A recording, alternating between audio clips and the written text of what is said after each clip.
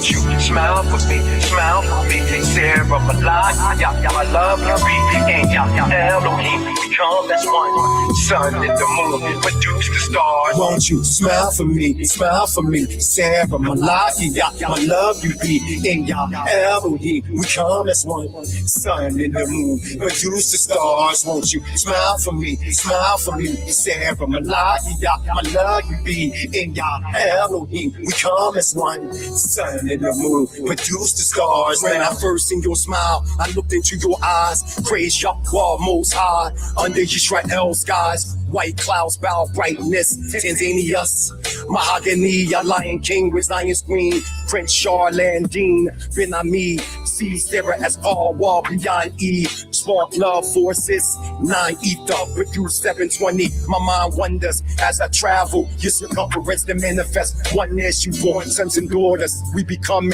as the future. Judah and Massa, rise power. Sarah birth sires, we build empires. Shine in divine fire. From our love making, we trust off. Destroying Satan, eternal love. From the cradle, beyond the grave. Our passion vibrates as we rise in love. Crushing hate, fuck the fate.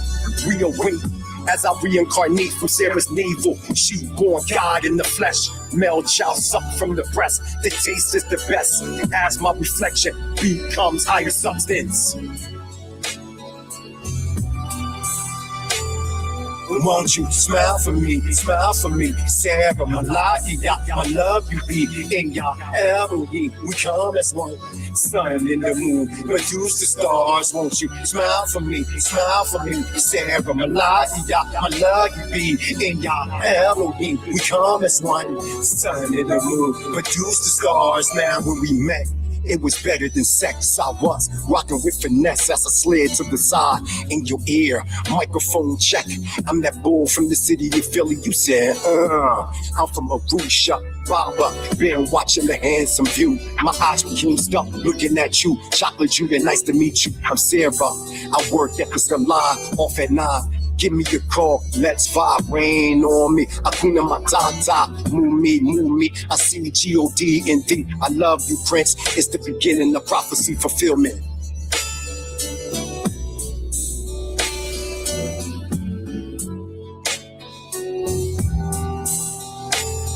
Won't you smile for me, Sarah Malaya, my love you be, in Elohim, we come as one. Sun and the moon produce the stars. Won't you smile for me, Sarah Malaya, my love you be, in All right. We're back, and that was an original song written by the one and only Prince Charlandine, also known as Mighty Hebrew, for his, how do you say it, Isha? For his wife, one of his wives, absolutely. For all of his wives. Yeah, but that one was specifically for my third one. For your third wife, okay. So we're on part 2 of the Merkabah Light, the hidden origins. Wait, he's expecting a baby. Is the munchkins coming along the way, right? I know you can come in with that. We got all that love and family. You're back with us. Thank you. Please hit the like button if whatever platform you're on. This kind of sparked some controversy, this presentation, but it's very interesting. So come on into the house, whatever platform you're on. If you're on DJ Genesis, if you're on one of the network channels like the Rise channel, House of Consciousness, HOK, whatever you're doing, hit the like button and come on in.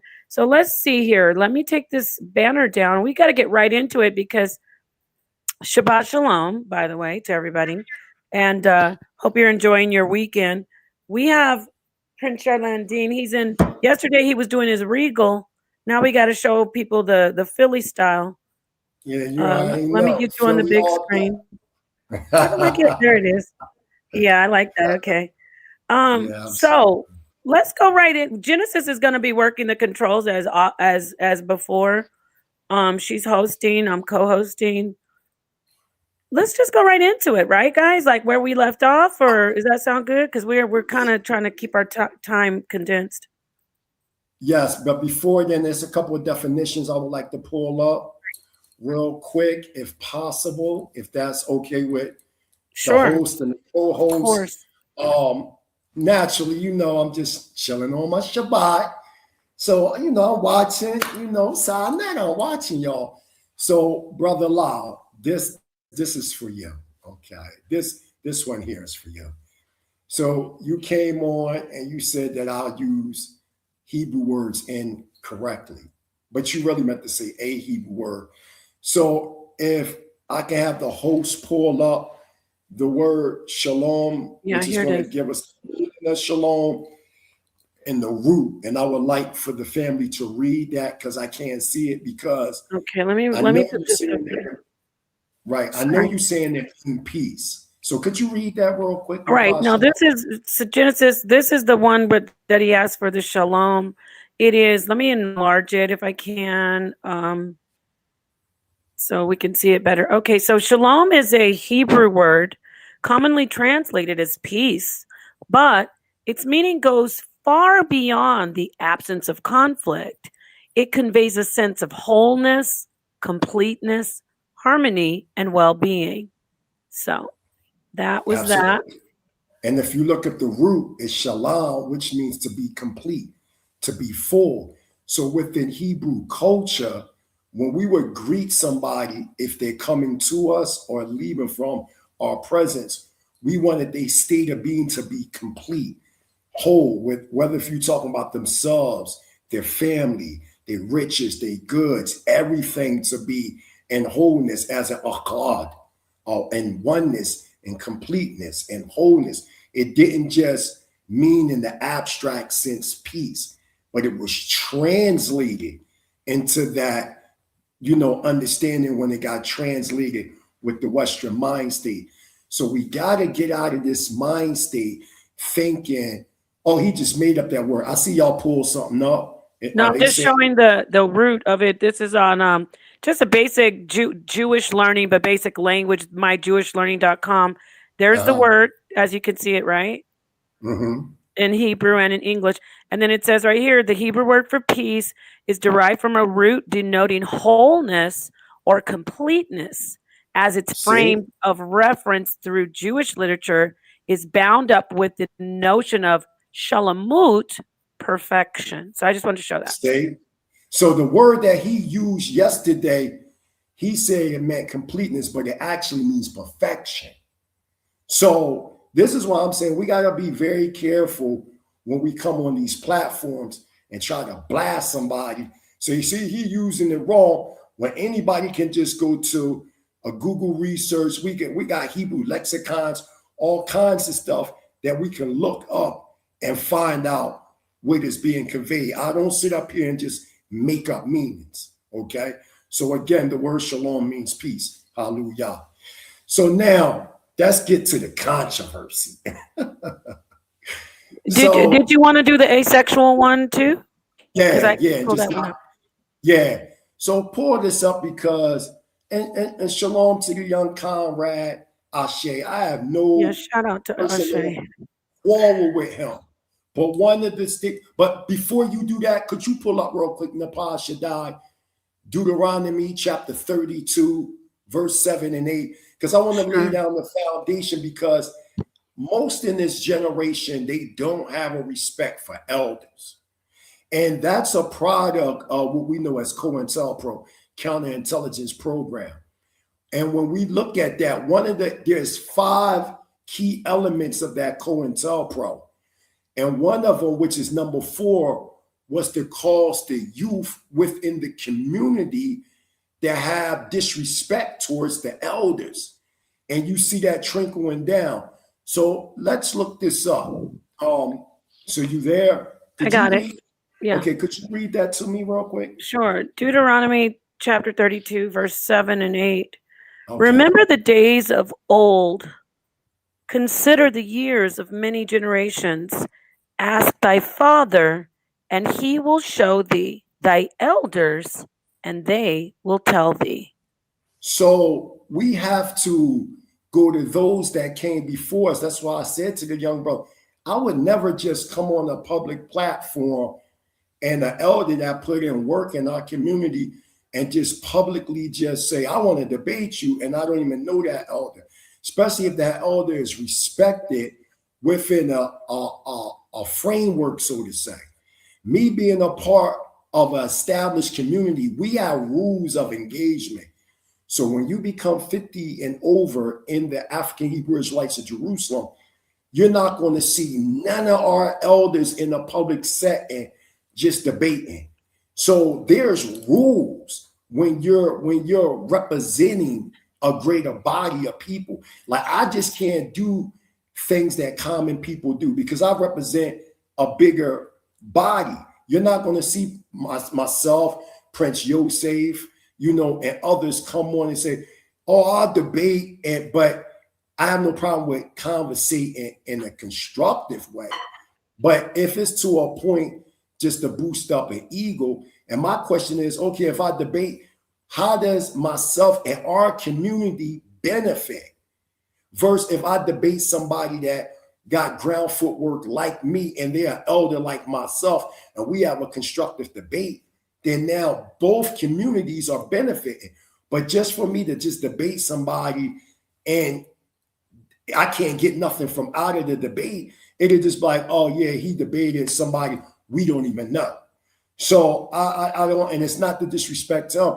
And then I asked the brother, now pull up the word androgyny in the esoteric sense, because we pulled this up yesterday when one brother tried to say the same thing he said, and we pulled this information up, and he said in DJ Genesis live stream that he had to be still corrected, which he was, like he said, because he was looking at it in the sense, in the general sense. I'm not using it in that sense. Could you pull that up in the Pasha Dive real quick? Right. I am pulling. I hit the thing that you sent me. I send it also. I also send it to DJ Genesis. I think, yeah, because I'm not getting. Yeah, I'm getting the same thing that I showed you before. What's it right here? A traditional esoteric, occult, and mystical philosophy. Thank you. And it says asexual or gender neutral state describes a primordial transcendent condition of unity that exists entirely beyond physical sexual polarization.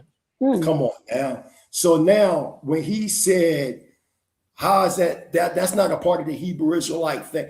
My whole thing is, how do you know what all Hebrew Israelites believe in? Where he fails to understand that there are different Hebrew Israelite schools of thought. The ones that he's used to talking to is those that are on street corners, the One West. You might have brothers like Captain Cesario. Much respect to the Cap. He's doing great work. You know what I mean? He might debate that, but you have other Hebrew communities that don't share the same fundamental ideas as ISUBK and other One West communities. So he's boxing himself in as if the Hebrew culture is a monolith. In this book, The Hidden Wisdom in the Holy Bible from Godfrey Hudson, if you could put me up on the screen so everybody can see the book right here, as y'all can see, right? I want to read something real fast about the word Elohim. On page 12, it says, Elohim, a sevenfold power of Yahweh, the male, female, creative intelligence, or polarities through which the divine Yahweh produces the manifested universe. The Hebrew word Elohim has a singular feminine with a plural masculine. When you look at the Hebrew language is based on masculine and feminine nouns and verbs, things of that nature. Anybody that know anything about Shemitic languages, it is dealing with masculine and feminine. There's no it. This is a fact. If Napal Shaddai can even pull it up real quick and ask the question, is the Hebrew language built on masculine and feminine words? The answer is yes. Our language alone is showing duality. The language structure of Hebrew alone is showing duality. So we got to get out of this mind state, this Western mind state that, oh no, that's on some transgender. No, that don't have nothing to do with that. Now, what I was saying, Now, Westerners, they took that and they might have twisted the truth to produce their own wicked agenda through this transgender idea. But this don't have nothing to do with transgenderism. And furthermore, when you go to all ancient African or Afro-Asiatic societies, if you go to Mesoamerica, I don't care where you go, they always had duality. They always had duality. Elohim is not Yahweh. Elohim is the positive and negative or / male and female polarities or dimensional aspects of the universal consciousness that we call Yahweh. Iron Soap, which is neither male nor female. So when I'm talking androgyny, I'm not talking androgyny in the sense of, you know, this being that has male and female sex anatomy. Come on, man. That's not what I'm talking about. So let's make it clear. And that's been in another book y'all should get that breaks all that down. When I'm talking is called Conceptualizing the Holy Scriptures from Hebraic Thought and Hermeneutic and SOGC Study of the Hebrew Canon, Mistranslations and Misrepresentations of the Bible by Sar Eliakim Ben Yehuda. You only can get this in Damona Israel. That's him in the back right there. And he breaks down the whole Better Sheet Code and the duality and the non-duality and everything within our culture. And he's one of the leaders within the community that we are part of in Damona Israel, Northeast Africa. Y'all also can get our book, The Tree of Life, African Hebrew Israelites of Jerusalem Absorption Manual. See, these are the things that cats got to read so they understand that all Hebrews don't believe the same thing. That's our Tree of Life system, our whole Tree of Life book right here. So when people say, yeah, y'all believe this, that, and the third, no, before you can have a discussion with me, you got to get the whole thought, what I'm talking about. Then after that, we can build. So we can start the presentation. But if any of y'all want to say something before then, hallelujah. I'm fine. I'm ready to go. Let's get it.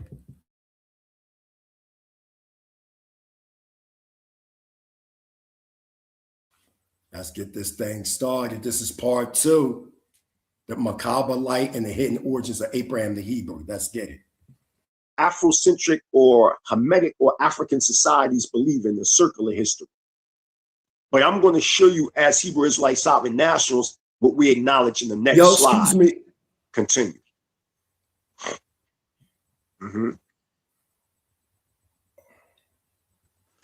A circular view. Okay. A circular view. A circular view sees time as repeating the same or similar events in circular patterns. In circular patterns, as you can see, the Euro-Gentile Western world has always viewed history and what is now known as the Bible with lineal lenses. Euro-Gentiles view history as a growth of civilization with a quick glance at the cultures of the Tigris-Euphrates Valley, the Nile Valley, then sitting down,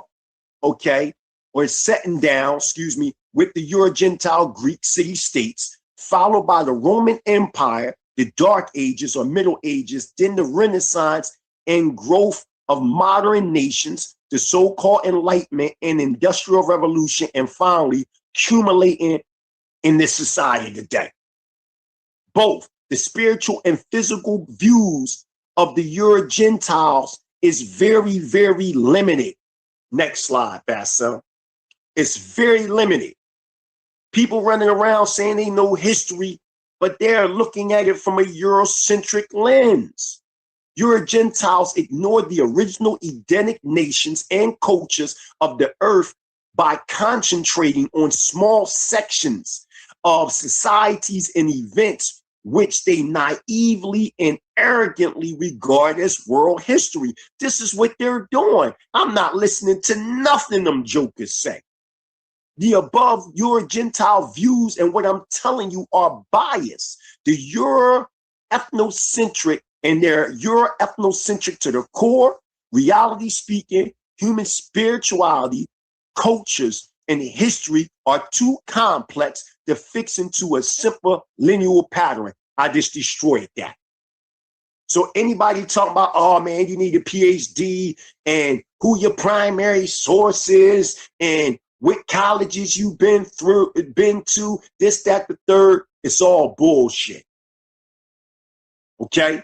Now the second diagram, which is circular, views spirituality, culture, and history are of several kinds, including the circular and spiral patterns. Now let's go to this said German philosopher Friedrich Nietzsche. This is what he states. Go to the next slide. Since the universe has in it an infinite, even though very large number of you going the wrong way. Number of, keep going. Basic particles, and since there is a finite, although even larger, numbers of possible arrangements of those particles, it must happen in the course of infinite time that the same particles eventually repeat the same arrangements they have had before. When that happens, the universe is produced exactly in every detail as it was at some prior time. This German philosopher called this view of history eternal return, or the recurrence. A purely circular view of spirituality, cultures, and history, that everything repeats itself exactly, that we can never correct our mistakes, is also off and goes against Deuteronomy chapter 28, 1-14, and Ezekiel 18. With this understanding, we, the staff at the Mighty Hebrew University, come on, go to the next slide. We, the staff at the Mighty Hebrew University, teach that the original Edenic spiritualities, cultures, and histories are circular or secular, as seen in the third diagram. You're about to show that in a second. It moves on a spiral pattern, making circles, but also moving forward along the line so that patterns, but not particulars, are repeated. They, the nations of the earth, say that history repeats itself. We, the Hebrew Israelite sovereign nation, say it is spiritual reality behind historical events that are repeating itself. Ecclesiastes chapter 12:12, along with Ecclesiastes chapter 3, is now made much clearer. It is the spiritual realm from the subjective universal mind. Mental is never destroyed. Next slide. Next slide. So now you see the pattern in which our forefathers and foremothers acknowledged. You see the line in the spiraling. You see that? So the first two diagrams we don't acknowledge. This third diagram, this is what we acknowledge here at the Mighty Hebrew University. Next slide.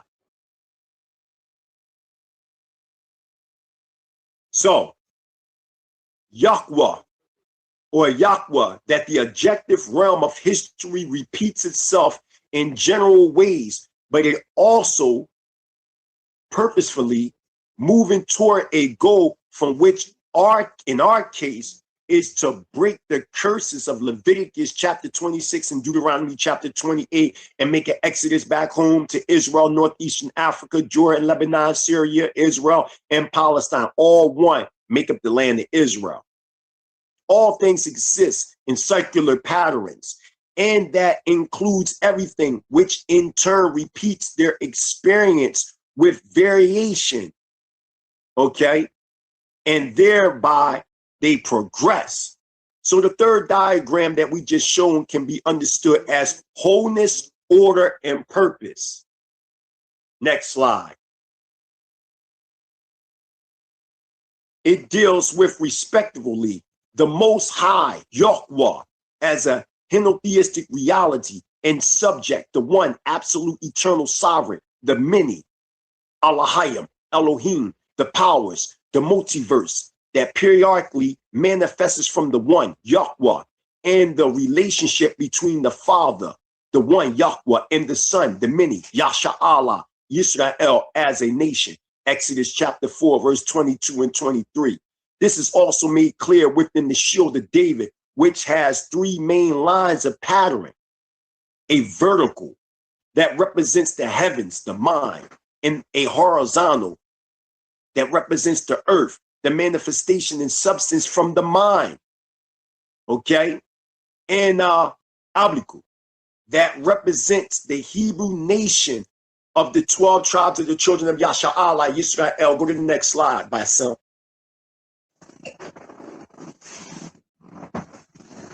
Yasha'Allah, between the heavens and the earth. The heavens, earth, and the Hebrew Israelite sovereign nation upholding Torah constitution, or the absolute, the multiverse, and the generative life must now be realized on another level of an academia level.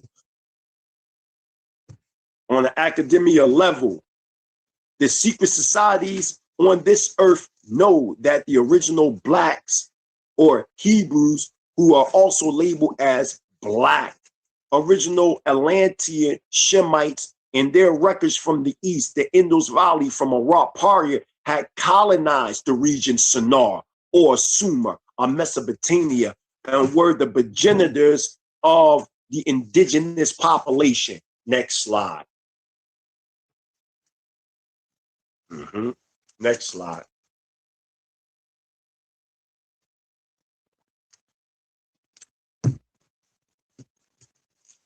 Mesopotamia civilization, 9,564 BCE. After the fourth and last destruction of Atlantis was emanated from out of the Indus Valley civilization, which can be traced back as far as 1 million BCE. Emanated from the ancient Atlantean civilization, which was created by a sub-race of black Lemurians called Romalians. 5 million years ago, the Atlantean civilization came in the later, the Cretaceous, or 10 to 12 million years ago.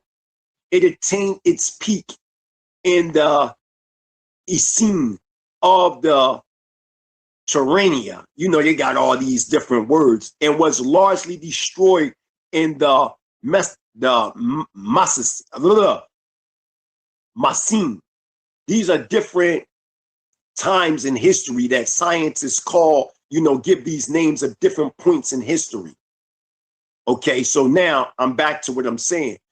The largely destroyed, the Romalians sprung up roughly at latitude 7 north and longitude 5 west, which lie at the Ghana coast today in West Africa. So let me explain this a little bit for y'all. Okay, you had what was known as, matter of fact, Bassem, that last map that I just sent you. Remember the very last map I sent you today? Are you there? Yeah, I know what map you're talking about. Okay, don't forget where you left off at. Put that map up real quick, because I need to explain something so the family will be able to understand. But I need to see that colorful map. Yeah, I'm going to it right now. Toda Rabbah.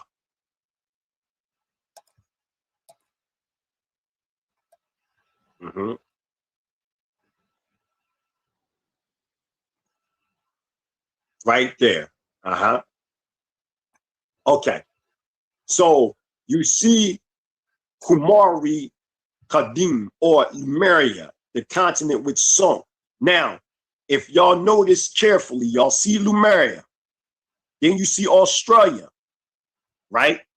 Then you see Madagascar connected to Lemuria, right? You see that. Then you see what happened. You got 34 million BCE. This is where we dwelt, okay? Then 16.5 million BCE is when the separation of sexes. but there was a lot of volcanic eruption. Now, notice that you see in all these areas, you see southern India, you see India was even connected to Lemuria, you see Madagascar was connected to Lemuria as well. You see Mount Meru, you see that right there. You see Australia, okay? You see all these areas, okay? At this time, quiet as it's kept, we're talking 34 million BCE, Africa was actually underwater. Africa wasn't even in existence at the time as we know today.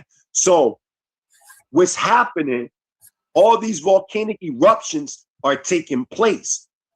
And when they took place in the total destruction of what we know as Lemuria, roughly between 12 to 10,000 BCE, these Lemurians, they start migrating and colonizing Australia, other parts of India, and then later Africa. So what you see when you talk about the Atlanteans of 5 million BCE coming from out of the Romalias were actually a sub-root race, or the sixth sub-root race of the Lemurians. And they formed the Atlanteans. So the Atlanteans were developed and birthed actually in what we would consider today Western Africa.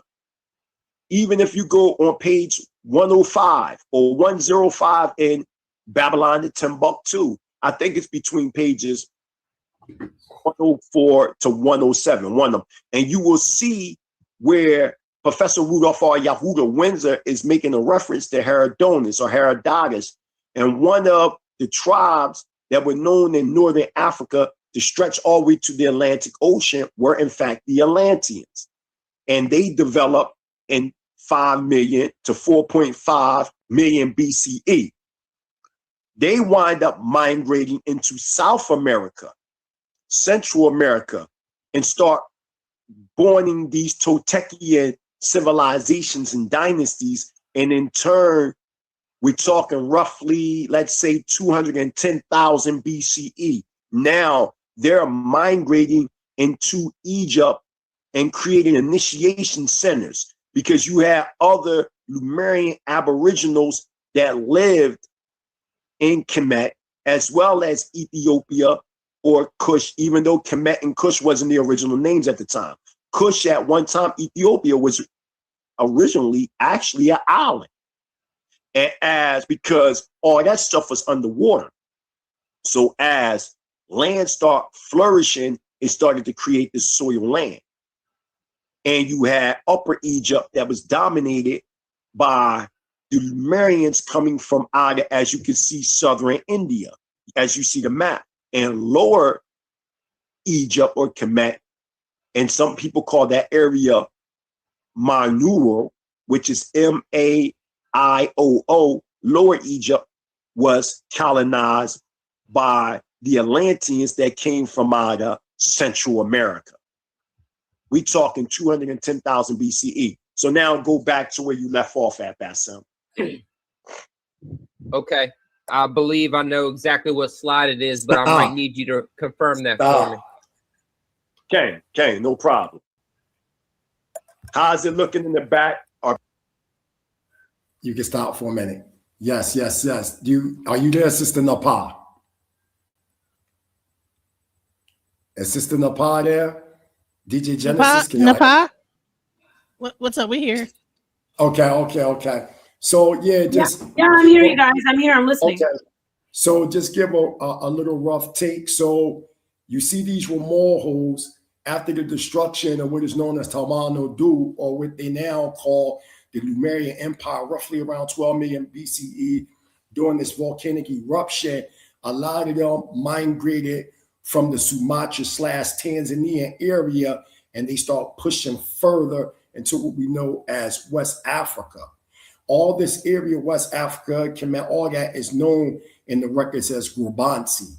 And these people that was known as the Romorhos, formed what we know today as the Patala Empire, or what you call the Atlantean Empire. and they wound up migrating some of them into what we call Central America, and that became known as the City of the Golden Gates.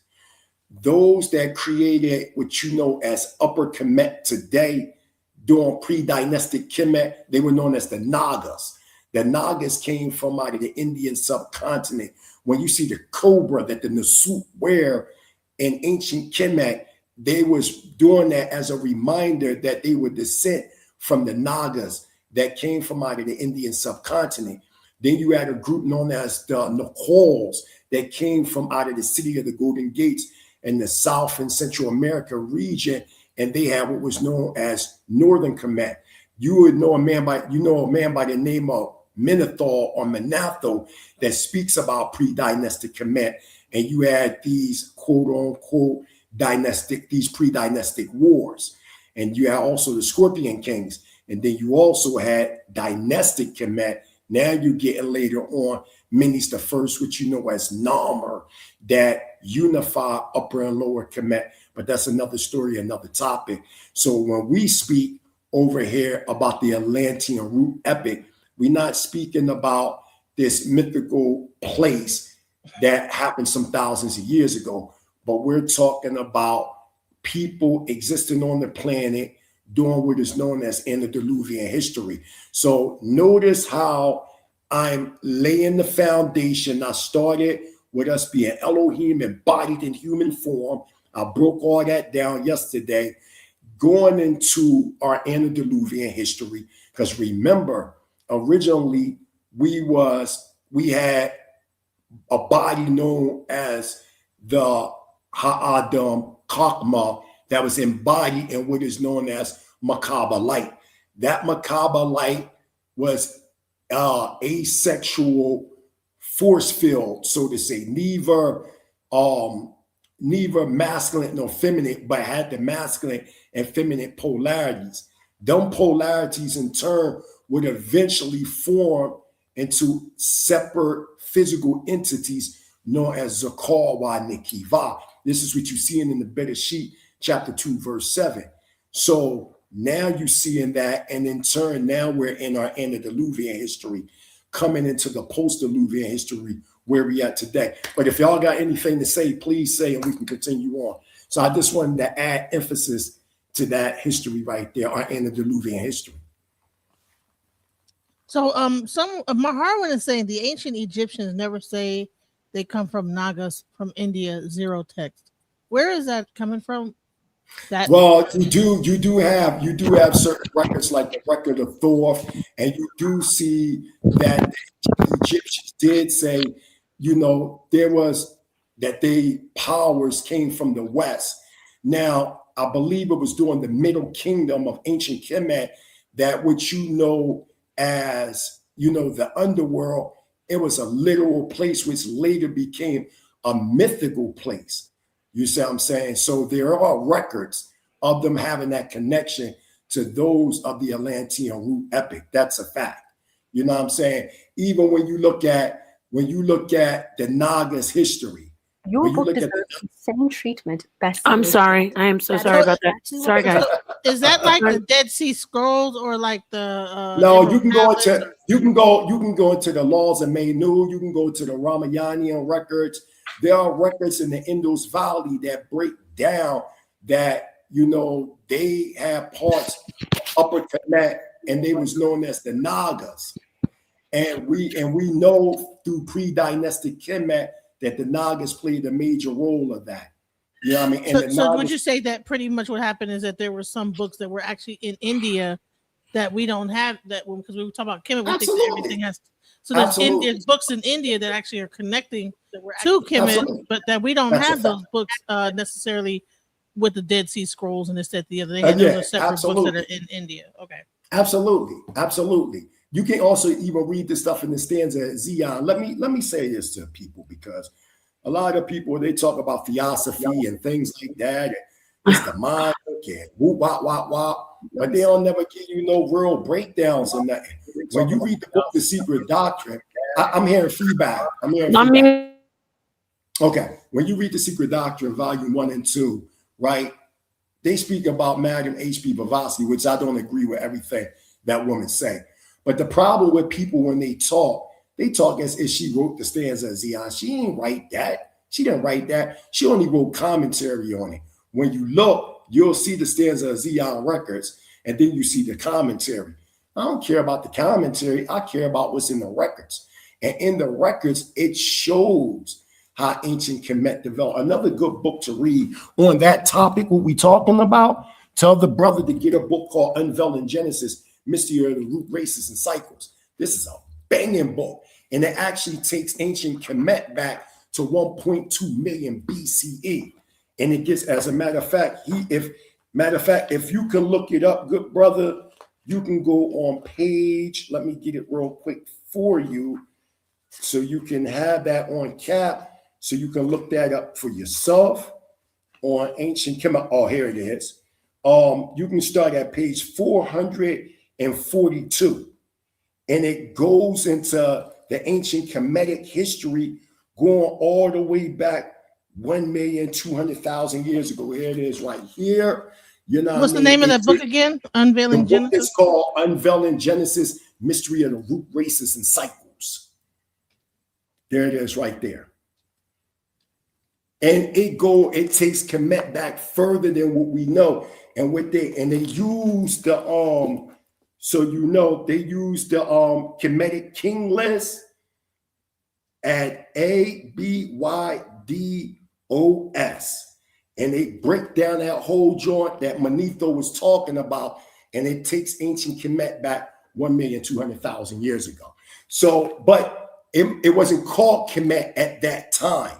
But that's an excellent book to read for that brother that really want to explore just, if he want to get outside the box versus just dealing with an academic lineal consensus. Remember, I already broke down the lineal understanding is a Western idea. But our history is so deeper and so beyond the conceptual of a lineal understanding that we can't just view history in the standpoint of that. They created that lineal idea to control the element. The element was all the artifacts, all the information, and whoever controls numbers, they control time and space. So they'll put a number and say, this is hypothetic 3,000 BCE. This is 2.5 million BCE, et cetera, et cetera. But the reality is the original man, we don't have no beginning in that sense. So when they talk about Kemet and all these different societies. Oh my God, they do. I hate them. Oh, sorry, guys. I'm listening. I was talking about the delivery guy. My bad. Go ahead. I'm sorry. I'm listening. I'm just tripping off the situation. No, I'm listening to you. I love it. I just was talking about I'm the saying delivery. You gotta definitely get this. Another book I think the good brother should read by the late Ben Ami. It's called The Resurrection from Judgment to Post-Judgment. And it goes into institutions of higher learning. I just want to read something from out of this real quick, and then y'all can get back to the presentation, because I find it very interesting, because it seems as though this is how most people view, these discussions. They're boxed in what I call academic emboxment. You remember I said that long time ago, Sister Nepal. Yeah, you said it when I talked to you in Chicago, and you said it yesterday. It's right. The box. So I want to read page 16 to y'all real quick. The chapter is called The Breath of Life by the late Ben Ami. He says the buildings are immaculate, campuses are extensive. The equipment is state of the art. Instructors are plentiful and salaries are rewarding. These are the lures to attract innocent souls to enter within her walls. They are called institutions of higher learning. They are the heartbeat and the pulse of the Euro-Gentile anti-Yahweh social system. Institution, one, an elementary principle recognized as authoritative. So that's the mind state that they put us in, that they are the authority. They are the authority of the world view. So that's why you always hear, well, what does the consensus say? What do they say? So they already got you in a mind state of a slave that you can't think for yourself and go outside the box as an independent researcher and challenge these people. These are the same people that enslaved us took everything from us, and now we're going back to them same people to get an understanding of who we be when we existed on this plane of reality before they was even in existence. 2, a collection of such principles, a significant practice, behavior, relationship in the society of culture. 2, institutionalized, to make or give the character of an institution. Institutions have character. Ben Ami says, after reading the above definitions, it becomes evident that the structures are secondary, while the actual institutions are those deemed qualified to graduate by the academic overseers. A hidden process far beyond the essential course being offered is in progress in every Euro-Gentile institution, and the ramifications had left both people and environmental infected with deadly deception. And that's a fact. So this is why when people like Nepal, Shaddai speak, DJ Genesis, myself, and others that might have an oppositional view to what has been looked at as academically correct, it becomes a pushback. But why don't we challenge these people? Why, they try to tell us about things going on in Africa. I'm over here in Africa, and most of the things that I see on the ground as a social anthropologist, I don't even see what the academic consensus is saying. Some cases, yes, but many cases it's inaccurate when you come on the ground. That's why you had scholars that came like Dr. John Henrik Clark, Dr. Yosef A.A. Ben Yokanaya, Jacob Carregas, Professor James Smalls, Infodizi, Baba, the late Baba Hayru, so many others to challenge and put Kemet back in its proper place. You also had scholars like the late Prince Asiel, the late Ben Ami, the late Prince Dr. Shalia bin Yahuda, the late Elder Ishkael, the late Sar Levi bin Yisrael, and others that rose, Prince Khazaridar bin Yisrael, those that come to put Israel back on the map as being Northeastern Africa. Brother Ashe, you said that Israel is not Northeastern Africa. That is not true.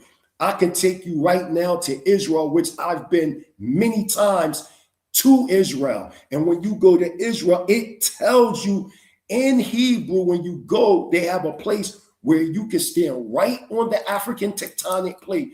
And it tells you that Israel is Northeastern Africa.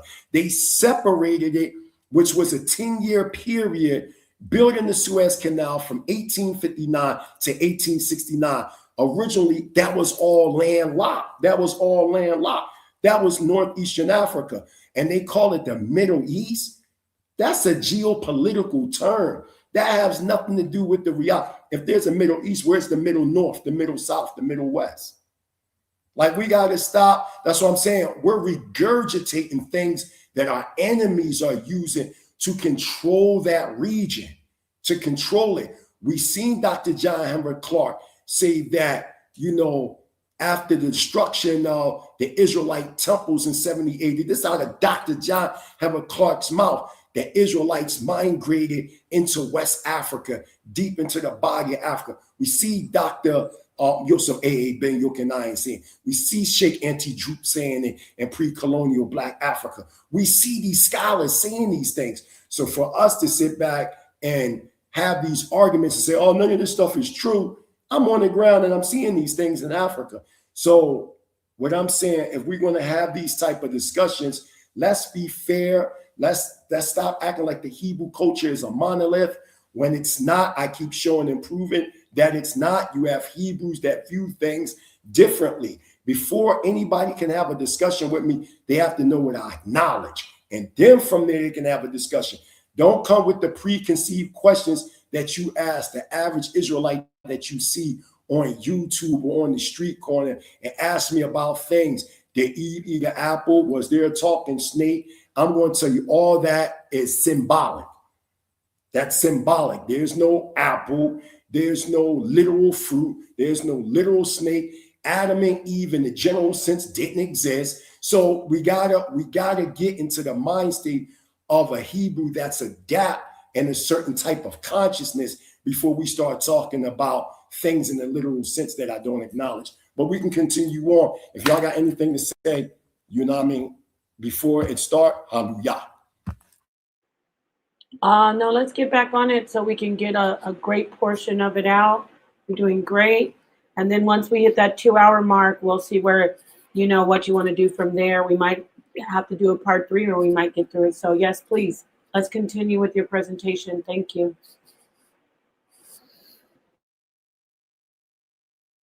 People are listening. Brother, they're enjoying it, and I know they're taking notes. 1 second. Okay. Stop. We were right Stop about for a to second. get it. Stop. The brother said we skipping Antarctica. No, as you continue to read Antarctica, when they talk about, these antediluvian civilizations, Antarctica through the esoteric records is known as Hyperborea. We're getting to all that as we continue to develop. And then you spoke about the Dravidian language is related to the so-called Bantu. That is absolutely a fact. And I'm glad that you're saying these things because that is my direct research. And I get into Abraham. When we get to the part of Abraham, you're going to see that I teach that the original Hebrews came from out of an Indian subcontinent set known as the Yadavas. You know what I mean? You're gonna see this, and that the Yadava language is directly connected to the Bantu. We're gonna get into that. I'm glad that you putting these things on record. And then you say something. You said a bunch of things, but these are the things that actually came out. And then you said something about they were multiple. But they skipped over Atlantis. Kemet is older than what they claim. And Kemet is older. And you said, but they skipping over Atlantis. And you're not going to find the word Atlantis, right? But you will find the word Patala. That is the name of ancient Atlantis. It's really Patala, okay? Or some people pronounce it Atala. And we're definitely getting to that as we continue on. And another brother said, somebody said, you're in Africa. What do you know about Adam's calendar? Yeah, yup. I'm hip to that. One day I will talk about Adam's calendar and stuff like that. That's a great question. Yeah, right now I'm in Tanzania, East Africa.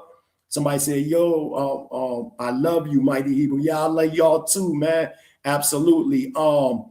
Somebody said they skipping over Antarctica. It wasn't called Kemet at the time, nor even something pre-dynastic Egypt, y'all. The oldest word that I found, my brother, is known as Grabansi. We're getting to that later. Let's look at the texts and oral traditions of Africa and India. Facts. That's an absolute fact. Hallelujah. We can continue on. I just wanted, to get the listening audience involved. I just wanted to read a few things from them, but you can continue.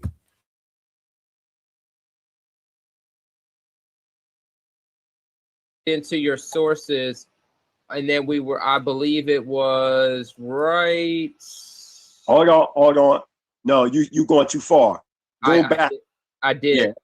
Okay, keep going. Stop there. Let me see if this is it. Next one. Let me see. No, go back one. Go back one. We were just about to get into. Yeah, we were just about to get in Lemuria. That's why you wanted the map. Take it away. Cain. Okay, so now we see the Mesopotamian civilization. I already said that, 1 million BCE.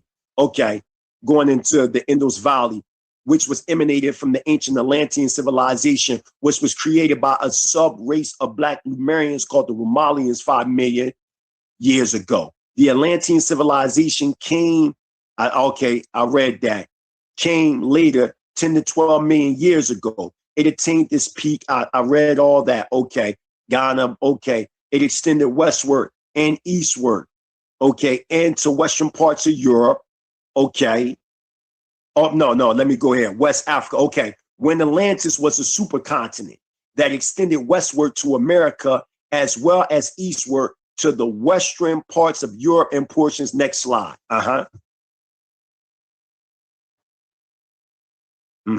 In portions of Africa, Israel was the center between Lemuria and Atlantis, which was emanated from ancient Lemuria. Civilization at its core 18.5 million years ago during the Jurassic and Cretaceous of the Mesozoic, age of the reptiles, or as the Indus Valley sages would call the Vis Vita Menu, man, or as the Hebrew Israelites would say, the sixth emanated cycle of the formative process of Genesis 1:26 and 27. Ancient Lemuria was a continent in the regions covered today by the Indian Ocean, which slowly condensed out of the watery element between what is now Australia, some parts of Africa, Madagascar, to Ceylon, and Sumatra. This ancient continent also reached, go to the next slide, as far as India and Asia Minor, which was emanated from Hyperborea, which is said to have originated in the late Carboniferous or the Premium at the end of the late Jurassic and early Jurassic of the Mesolithic or the second era, some 35 million years ago. These beings had loose, not half human, watery bodies, and to have inhabited a continent far to the north of our globe at a time when the land masses were completely different from those in our era, meaning that everything was tropical. The whole planet at this time was tropical, okay? Which were all emanated from the imperishable set apart land. Some give this date to be 130 to 150 million years ago in the Saurian or Devonian period, or possibly in the Carboniferous period of the Paleozoic era, and ended in the Permian era or period. Ancient Indus Valley records like the Zion, which traces, go to the next one, our spiritual cosmos back 311 trillion 40 billion years ago, along with the first chapters of Genesis in the Tanakh, also traces back 311 trillion 40 billion years ago by the Hebrew Israelites that dwell in India today. Primary sources you have: one, a dictionary of the sacred languages of all scriptures and myths. You can go to Gaskell, G.V., George Allen, and Unwin. Two, Hidden Wisdom in the Holy Bible, Volume 1 and 2 by Godfrey Hudson. Three, Hebrew Tongue Restored. That's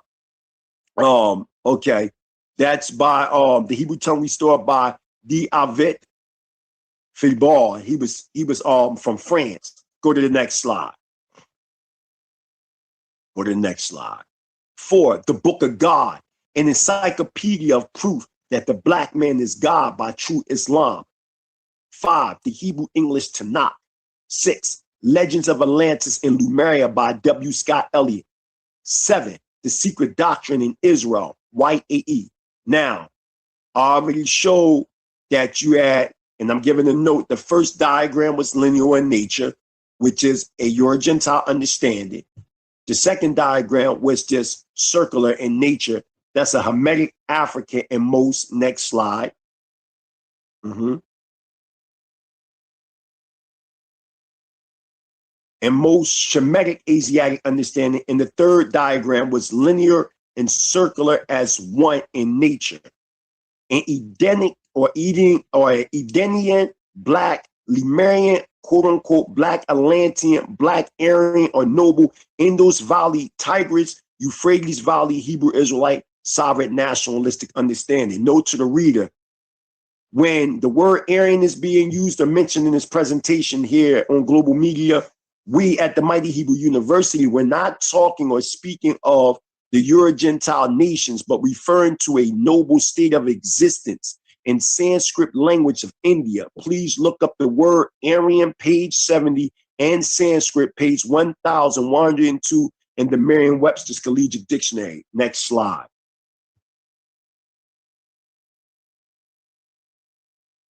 A chronology of nations and Ha'adam, before Ha'adam. Watch this. Go ahead. So as you can see, this is a timeline of the root races and the sub-root races, and it's telling you how many millions of years. So one might say, you saying it's not before Adam, but it's before Adam. Now, what do I mean by that? In the original understanding of Adam, this is the Adam.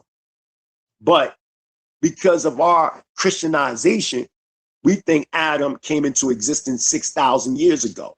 So this is why I'm seeing before Adam.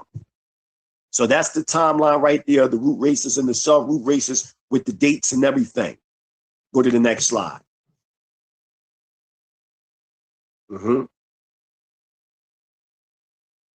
Now, you see Mu and Atlantis continents, okay? Now, we're talking 90 million years ago, okay? And what it's doing, notice one. Look how, the reason why it's in blue, you want to know why? Because it's underwater. Notice that it says Africa submerged, okay? So the only thing that wasn't submerged at this time 90 million years ago is what we would consider, quote unquote, the Middle East, which is really Northeastern Africa, okay? Then you see two, right? You see Madagascar, correct? And then you see three, Yucatan and all that, which is South America. Then you see four, the Indian Ocean. Five, modern Malaysia. Six, Avalonia and Batavia. And then it says Atlantis and Mu were on now sinking continents. Atlantis was. DJ Genesis, somebody said to turn the quality up on that video. I think, can you turn it up a little bit? How do I turn it up? I mean, I can hear it good. And I just went to. What do you mean, turn the sound up? Yeah, turn the sound up. No, the quality, there's the quality. The sound is up as high as it goes. Oh, okay. It sounds clear to me. I mean, maybe it sounds clear. Yeah, I went the quality, meaning like the actual quality. Oh, the video, not the audio. What? Okay. Well, that's about as good as you get. I mean, the video is clear as day. Oh, I get what they're saying because it's kind of like I can see the font is a bit blurry, but okay, I see what they're saying. It's as high as it's gonna go. I don't know. Can you enlarge it or no? They just said okay. That's the best. It's fine. Oh yeah, it's a video. Yeah, they said it's fine. It's fine if that's the best it can do. All right. Okay. Yeah. Sorry. Or Avalonia in the Atlantic, and Mu was east of Africa in the Indian Ocean. Much of Africa was beneath water, and India was parallel with Madagascar.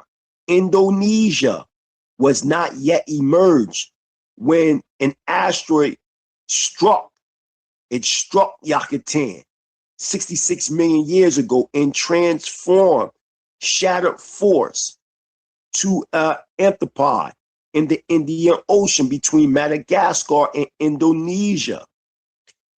The antipod drifted into Indonesia and fractured in 2012. Go to the next slide.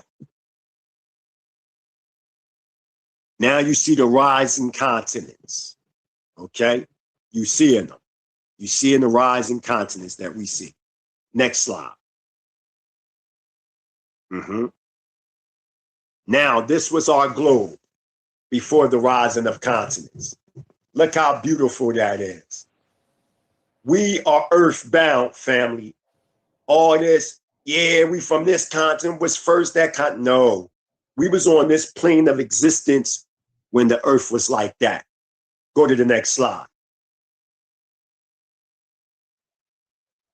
As you can see, the continent drift before and after. Facts. Shout out to everybody in the chat. Appreciate everybody for sticking it through with us. We still got more to go. This is the first half of it. We got another portion that we're gonna play, but before we do that, gonna drop one of the Mighty Hebrew song on the channel, and then we'll be right back.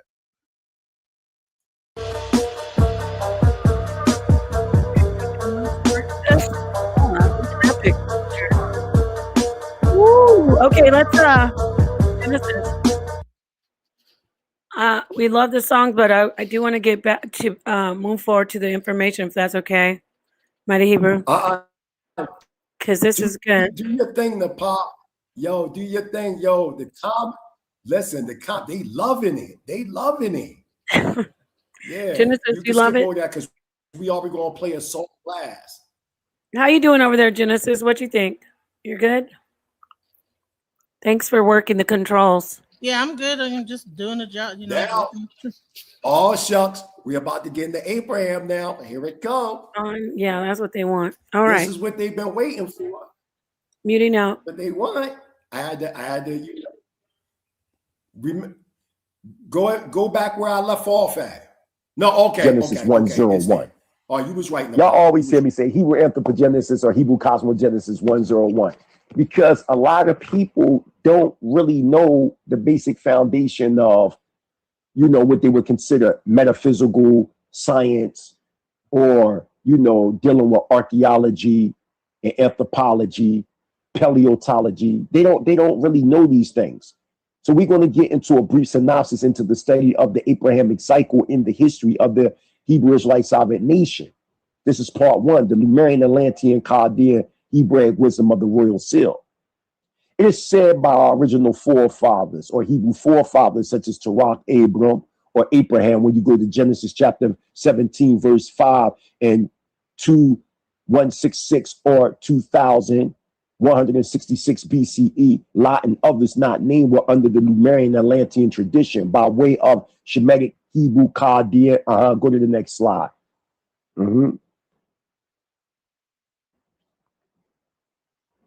Okay, culture and spiritual thought.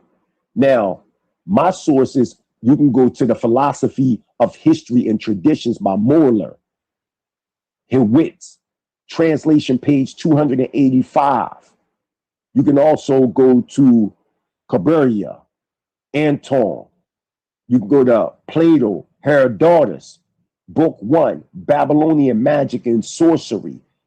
L.W. King, page 117, Assyrian Religion. T.G. Pincus, page 100. See also Patrice Sephotius, if I'm pronouncing the name right, and Pindar.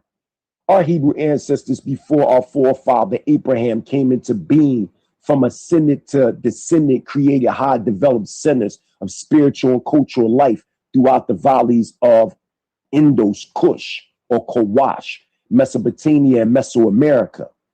When the continents were still one, you can go to the next slide, the sons of Israel and the daughters of Zion to come would maintain and elevate these 311 trillion, 40 billion year old teachings within every civilization that they will come in contact with. Even unto this 6,000 plus year dispensation of time, the children of Elam calls this the age of the Aryan, or the noble. Now, you always hear people running around, they say, oh, Aryan this, Aryan that, you know, they were Europeans, they were this, they were that. See, and the problem is this: when you hear people talk like this, these are people that really don't know what they're talking about. You can stop, you go on up, keep going. So, you know, you hear people, they run around, they say all this, they say all that, but they don't know what they're talking about. So what I want to do before I continue on, I'm gonna pull up from out of my book, Our True History of the Diaspora and Our Freedom, so the people can actually get a better understanding of what Aryan is. Because, you know, you hear all these people running around here saying that Aryans are Europeans, when Aryan only means nobleman. It was a caste system that came from out of India that was defining actually quote unquote black melanated people that was of a high caste status. It did not have nothing to do with Europeans. Europeans later on took that term and used it for themselves to control the masses of people. Okay, it didn't have anything to do with what people are talking about. So right now, I'm pulling up my book, Our True History, the Diaspora, and Our Freedom. So they called this the age of the Aryan. And notice how I spoke about even into the 6,000 years, even into the 6,000 year plus, there's 6,000 plus year dispensation. Wait. Before we go further, you have a book out? You have a book that this is from, that you're reading from? I got books. DJ Genesis don't even know. I got 5 No, I'm saying books. I need to know what the title of the book is so I can put it up there. I said it. I said it. It's called Our History, the Diaspora or the Diaspora and Our Freedom. That came out 2017. That's where I'm about to quote from it in a second. Okay, so yeah, because every time you say a book, I give the actual book. That's why. Yep, right. That's my book. I wrote that.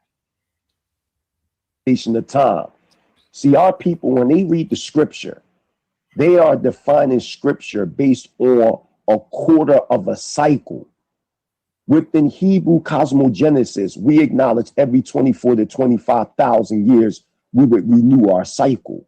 Each quarter of a cycle is 6,000 years. So in their mind state, when they're talking about 6,000 years, they're only talking about the past 6,000 years within a certain dispensation.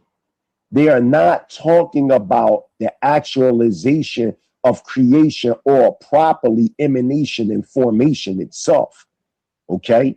We are talking about a certain state of consciousness within historical reality.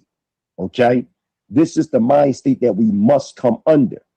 So now we're going to talk briefly about this Aryan invasion model theory, because this is what we hear all the time.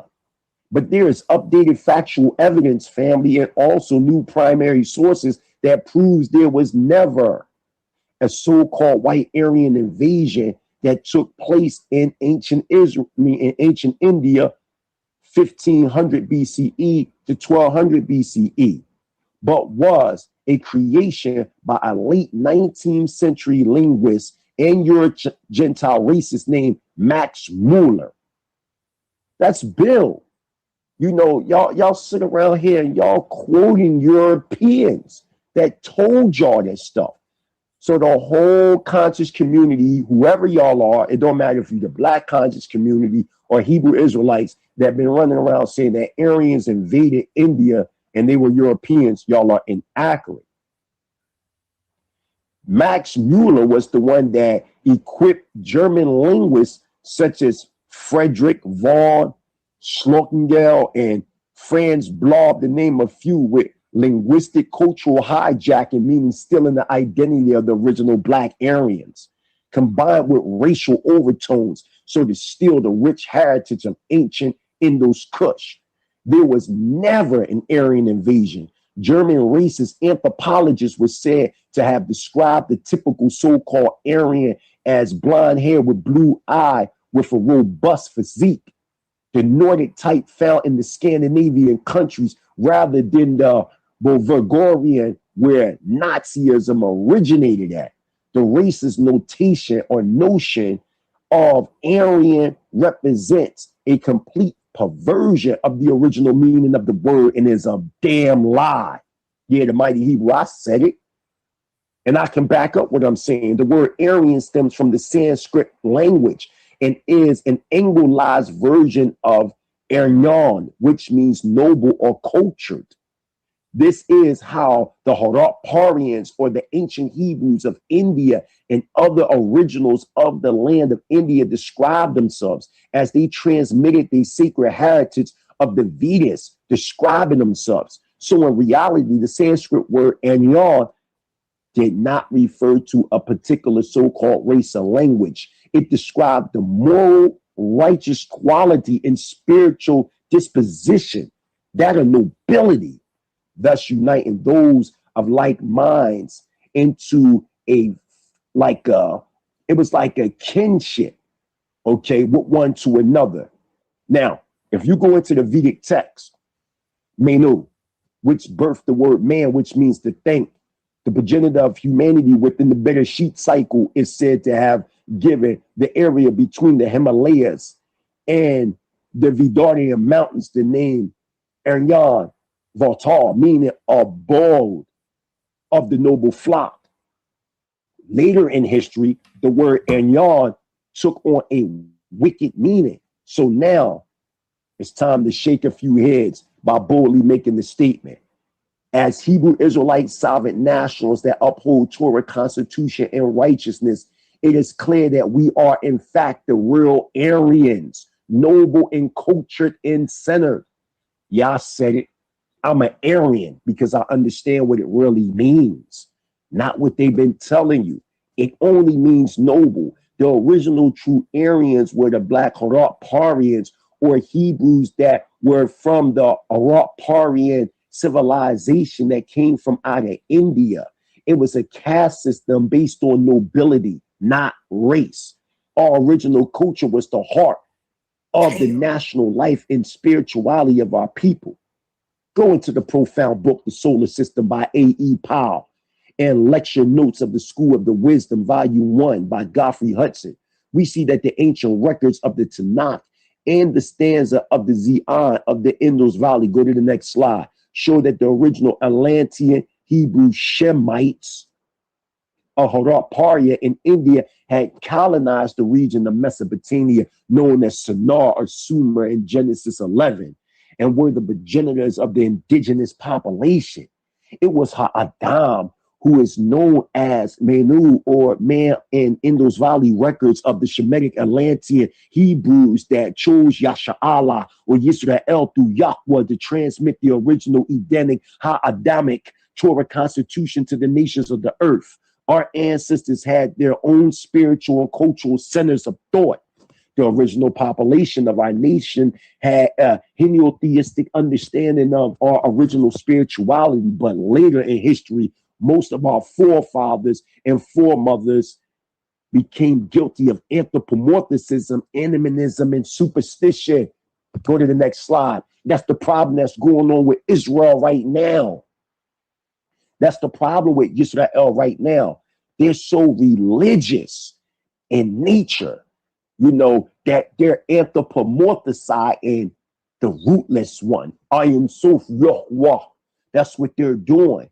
And what happens, they become idol worshipers because Yahweh, whether if you Torah Center or Messianic, becomes an idea within the finite mind of the participant that's orchestrating this idolistic behavior.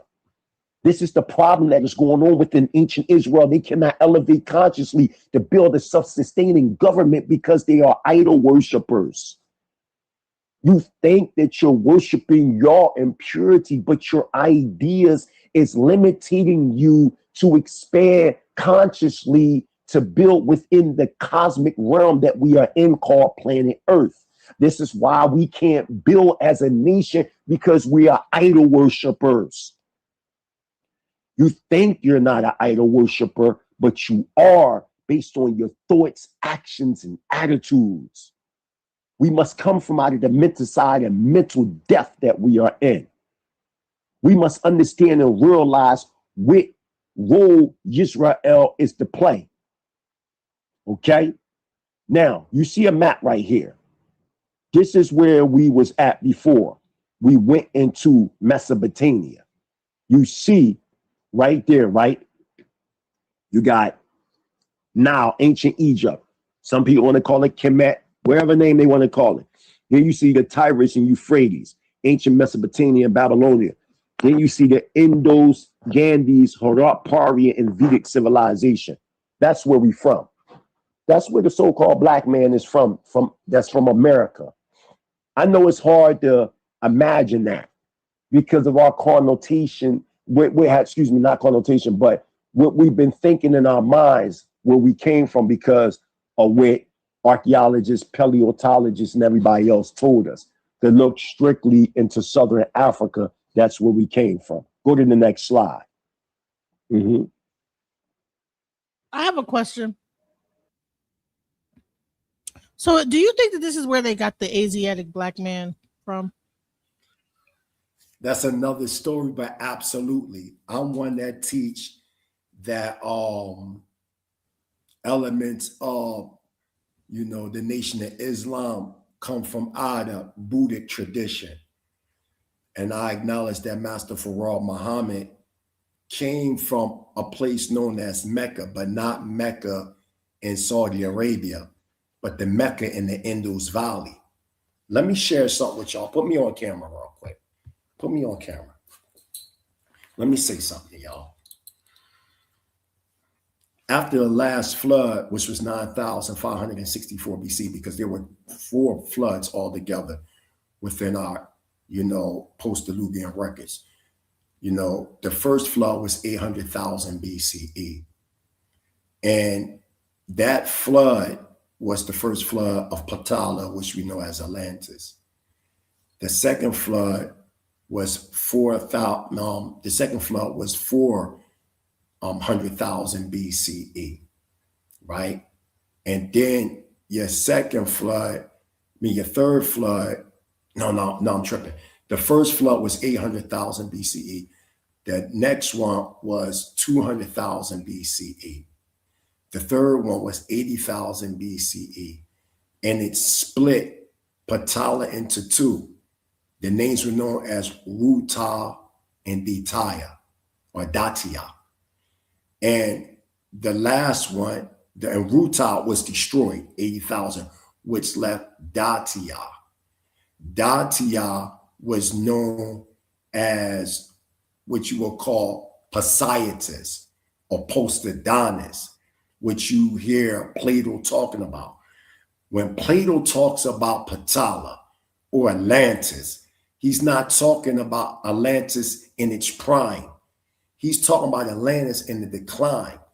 The last was what you know as Poseidonis or Poseidonus, which was Datia. That flood happened 9,564 BCE, which is known as Noah's flood. Okay.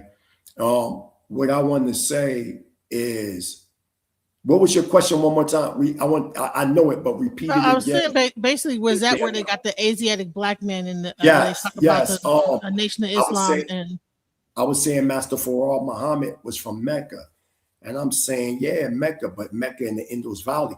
Because after that last flood I was talking about, a lot of these names that we're reading in Mesopotamia, names of areas in Mesopotamia, in Arabia, in these areas, there were pre-existed areas and names of them areas in the Indus Valley.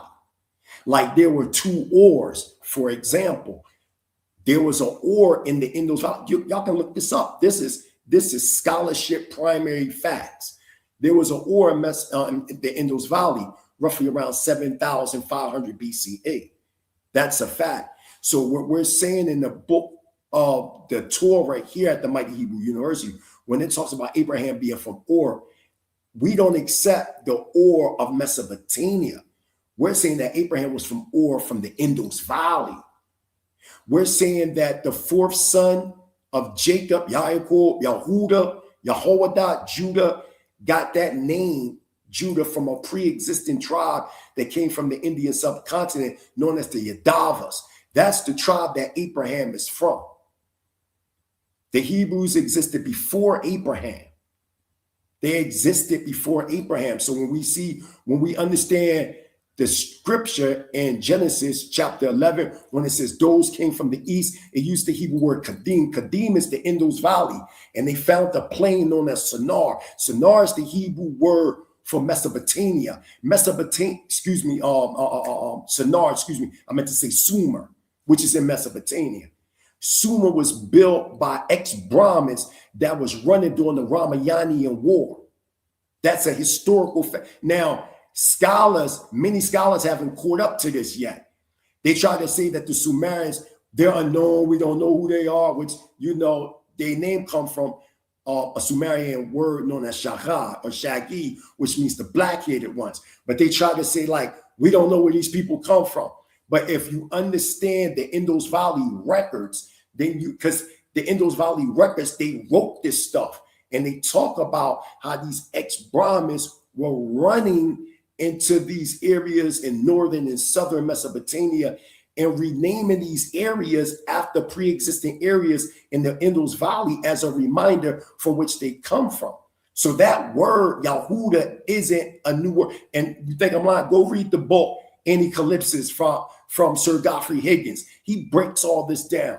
He breaks all this down. You can see the similarities in the original Indus Valley traditions in the story of Abraham and Sarah. And they call Sarah Wavastia, right? You know what's so crazy is that my godmother lived in, she actually studied in India for like, I think she stayed there for almost a year. And you know, in southern India, they say that they come from Ethiopia. That a lot of southern Indian people say they came from Ethiopia. Yeah, but let me break that down. That's you do have some that do when you start talking about the East African slave trade.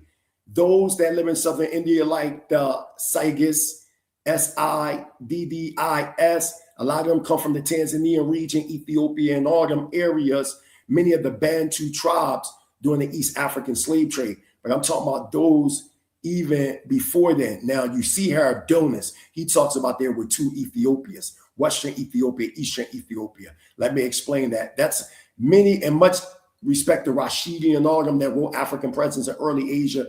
They thought it was talking about the Cushites that came from what we know as modern day Ethiopia and going into the Indus Valley. I beg to differ on that. When Herodotus is talking about the Eastern Ethiopians and the Western Ethiopians, the Eastern Ethiopians were the Yadavas that lived in southern India, right? And they became known as the Dalit, which means untouchable or thin, to make thin. Even the word Dalit has the same meaning in the Hebrew and having connections with the Hebrew word dal, which means to make thin or to crush. So these Eastern Ethiopians were your Yadavas that lived in what we know as the Indus Valley. The Western Ethiopians were those Yadavas from the Indus Valley that migrated into what we know as, Canaan land and all these. They became known as the Western Ethiopians. So the Eastern Ethiopians and Western Ethiopians, they both Yadavas. So when Abraham and them was migrating from where they from, they would be considered historically as Western Ethiopians. Huh, wow, okay. Boom.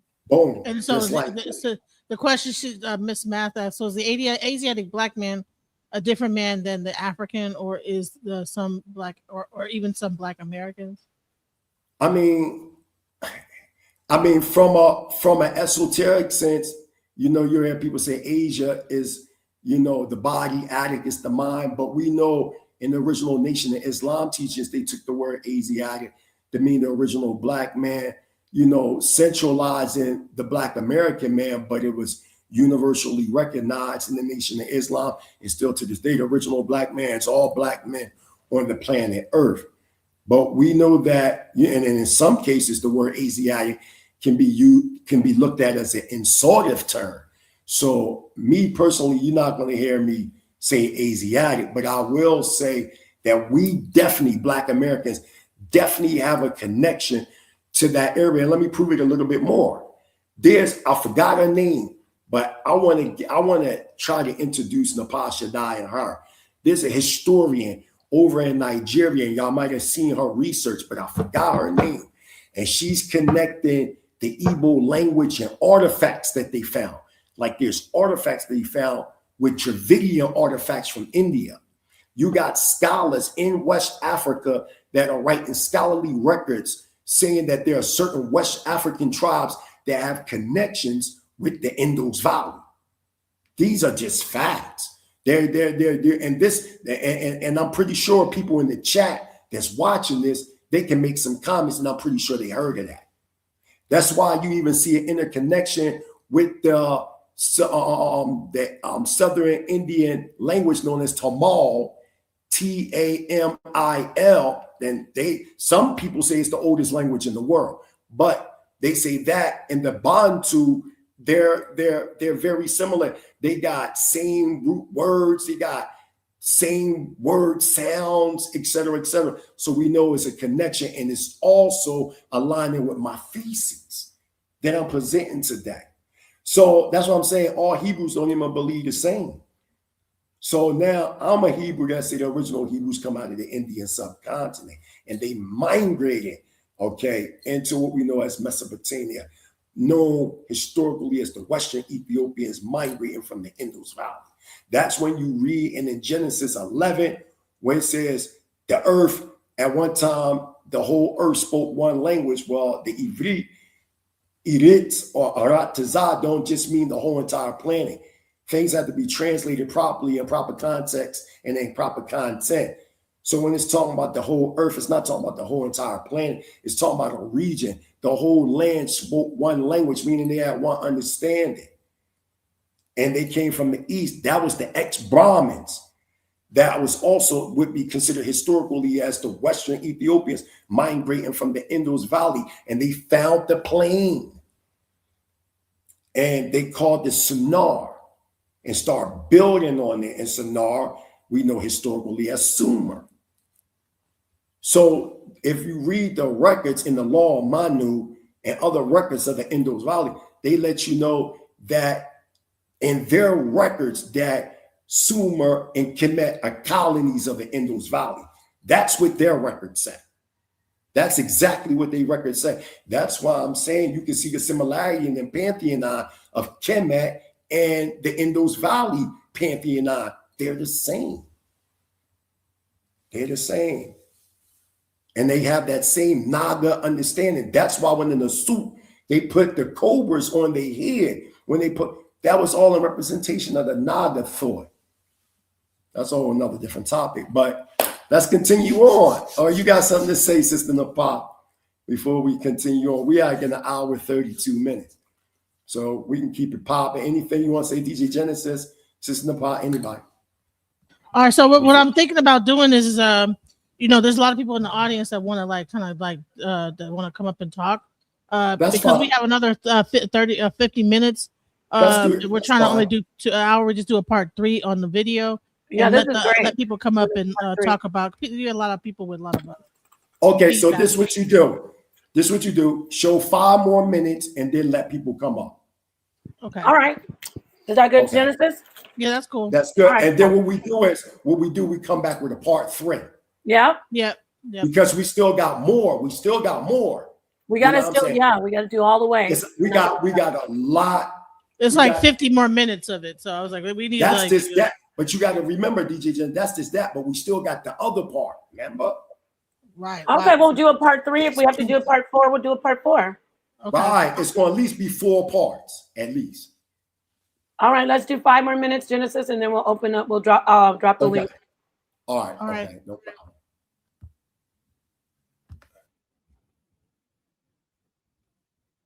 So now, as you can see, this is the ancient Indus civilization. You see Harapparya, which is another name for Hebrew.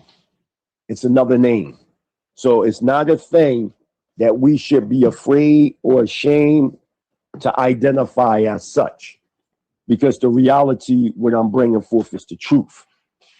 Now, I'm going to read something to y'all from out of a book called The Way, the Prophetic Messianic Voice to the Path of the Edenic Kingdom Redemption by Natsarimi Rabbi Kohen Shalamin Ha Levi. He says on page, I start at 288. He says this about the definition of Hebrew, Ibrit, Harapparya, or Harabu. He says the name Hebrew is from the Hebrew word Ivrit. Eber is said to be the grandson of Shem and the ancestor of Torah, Abraham's father, Bereshit, or Genesis 10:21 and 11:10-26. He and all his descendants were actually known as Hebrews. Eber, or Ibrit, means to cross over or to come from beyond. Now, he's correct all the way until I believe you get there. Now, when you break down any type of Hebrew and you see the yod at the end of any word, like if I say Shalom Achi, I'm saying completeness, my brother. If I say Shalom Makoti, I'm saying completeness, my sister. That hard, E sound at the end of Ivrit when you go to Genesis 14:13 is defining possession as a relation. So with that, the word Hebrew does not mean one who crosses over. The word Hebrew means my past as an ancient. So when you break down the word Hebrew Israelite, because you got to remember, or Ivri Yisraeli, or Aibaya Yasha'ala, when you break down the word Hebrew, it means ancient or my past. Yisrael or Yasha'ala means he is a powerful prince. So that's inclusive to princess. So in that retrospect, because Shah or Sar gave birth to Sarah or Shara, which is princess, they go hand in hand. So I won't necessarily say it gave birth. They both came by way of the Adam or the androgynistic asexual being that was neither male nor female, which I already broke that down. So now getting back to the point that I'm saying, now we can understand Hebrew Israelite meaning the mighty princes and princesses from ancient times or from the past. So now we can continue to build on. So he goes into Josephus, he goes into, different sources to show that the Haraparian dynasty of India, these people migrated and settled in the Middle East and in northeastern Africa in areas near Mount Ararat and in Turkey. They settled in these areas. So he says on page 291, he says India is responsible for creating, developing, and colonizing Egypt, and later putting an end to the pharaoh dynasties under Cyrus, son of Cambrius, and the land of Cush, which included Yemen, which are a separate people from the peoples who originally inhabited the continent of Africa west of the Nile. This is reported in Jubilees concerning the inheritance of Shem, as opposed to the inheritance of Ham or Ham. We see that the land of Cush, not only in northeast Africa, but Sumeria, Kish, and in India, and many times the same areas that were synonymous with India are synonymous with Kush or Kushite people or Hindu Kush in India. So we see that. He says on page 292, the Eberites were considered a large tribe of people who originated in the east from the Ori. As stated previous, they were also known as the Harabu or the Arabu, nomadic peoples associated with the ancient Indus Valley peoples called the Haraparians. You heard that, okay? He also says on page 296, he quotes Amos 9:7, where it says, "Are ye not as the children of the Ethiopians / India unto me, O children of Israel," says Yahweh. He says, as you can begin to make the connections, the Hebrews have been considered by many scholars as being one and the same with the people of ancient India, the cradle of civilization. Now remember what Herodotus said. Herodotus clearly said out of his mouth, there are two types of Ethiopians. You have Eastern Ethiopians and Western Ethiopians. When he was speaking about the Western Ethiopians, he was speaking about the Hamitic tribes that live. Bang. Hallelujah. Hallelujah. King Jay said that he wanted to come up, so I was just waiting to see him come on. That's fine. Anybody can come up. Anybody. Giving all praise and honor to Yahweh, the supreme, intelligent, powerful one of our forefathers, Abraham, Yitzchak, and Yaakov. It was striving for righteousness' sake. I want to see into the family. Shabbat Shalom, live and direct. Tanzania, East Africa. It is 7:05 a.m. The sun, I watched the sun rise while we was doing this. Hallelujah. I can hear. It's funny. I got monkeys. I got monkeys in my backyard. Everybody. Oh wow, that's awesome. I do not, but you know them little ones, them little like the cappuccino. Yeah, them little like the cute little ones that are mischievous. They be eating my papaya trees, man. They be eating my food, but they cool though. They've been here forever. They don't bother me. I think you can train them to like know that you could put some aside. I don't remember. Yeah, I'll be giving them bananas, all kinds of stuff. They be and they'll eat what you give them instead of go on your tree. That's Absolutely. cool. That's cool, little cappuccino monkey. So that was great. There's so much information in there. People were in the chat. I don't know if Harwin, come on in. King J, this is your time. I know you're pretty respectful. Everybody is pretty respectful. Come on in and ask your questions, please. The link is in the chat. Right. Please show yourself, though. I mean, Genesis, you got to be careful. Sometimes people flash corn. Unless you know this person, do you? No. Oh, well. There's a real person, King Earth. Hello. Right. Show us. Damn. You got to show yourself. King J, we know. You could, but if it's somebody you know, Genesis, fine. But King Earth, if you could turn your camera on so we could see who you are, because neither of us know you. Yes, let's see your face and I'll let you on. Please come forward, sir or ma'am. King, yeah. Thank you so much. And, okay. All right. So, King J had a lot of things he wanted to say in the chat. So, not a lot of things, but peace to the panel.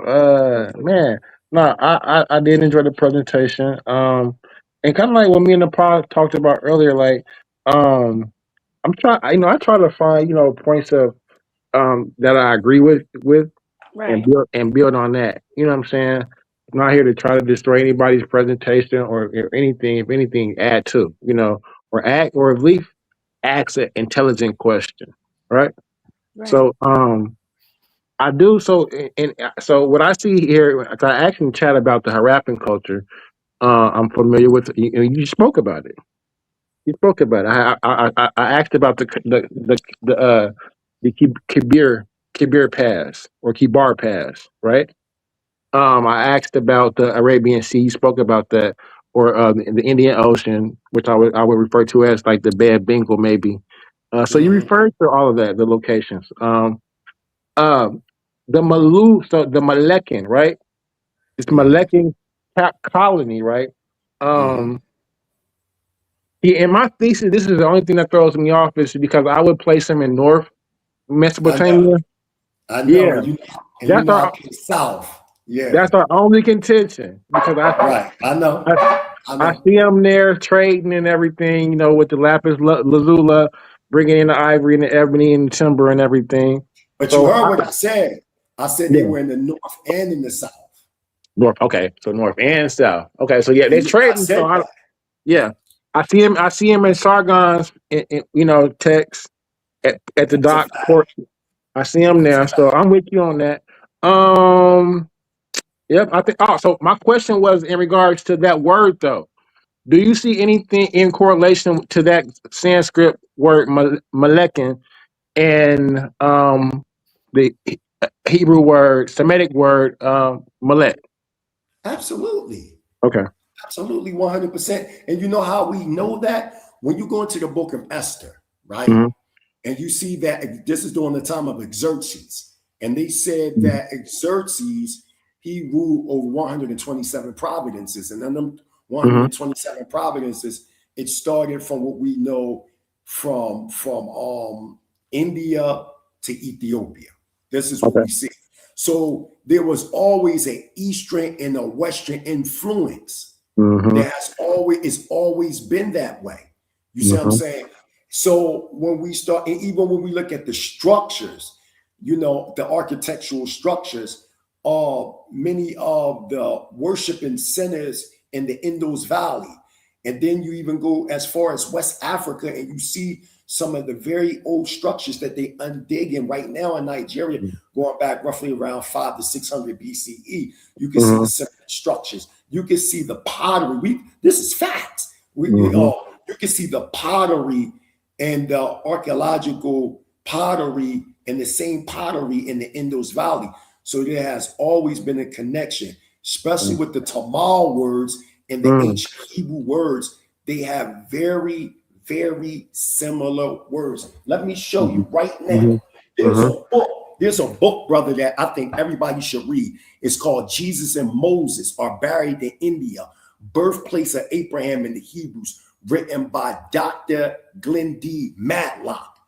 This book is fire, and it goes into how that the Hebrews were originally black, and they saying that they were known as a group from the Indian subcontinent known as the Yadavas. I mean, this dude, he goes in. I mean, this white boy go in, and he's breaking it all down and saying that Aryan was a part of a noble classmanship of black, Yadavas, and that what you call in the caste system of the Indus Valley, it was originally dealing with a caste. When the British came in, and they colonized, and you know this history, when they came and they colonized, they took certain Sanskrit caste titles and deceptively put white supremacy in the midst to control the area, by the way,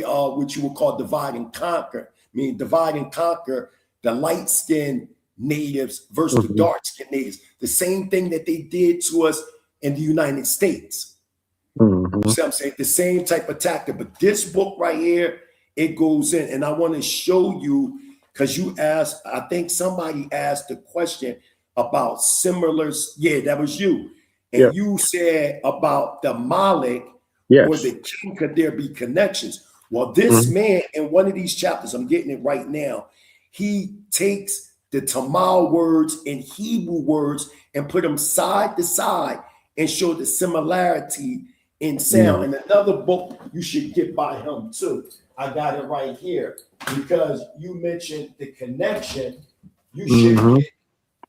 He wrote a couple books. He wrote another book called India Once Ruled the Americas. Here it is right here. Okay, I see it. Wrote this, and he breaks down the underworld known as Patala. And he also, this is the controversy, it's called Yashivatal 2000.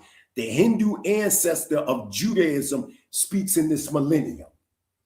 So he's breaking down that they call Judaism, and also elements of the Hebrew culture go back to the Brahmanistic systems of the Indus Valley.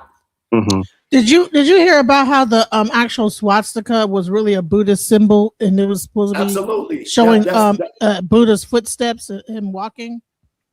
Yes, that's a fact. I found it, brother. I found it. So it's on page 7, which you asked me.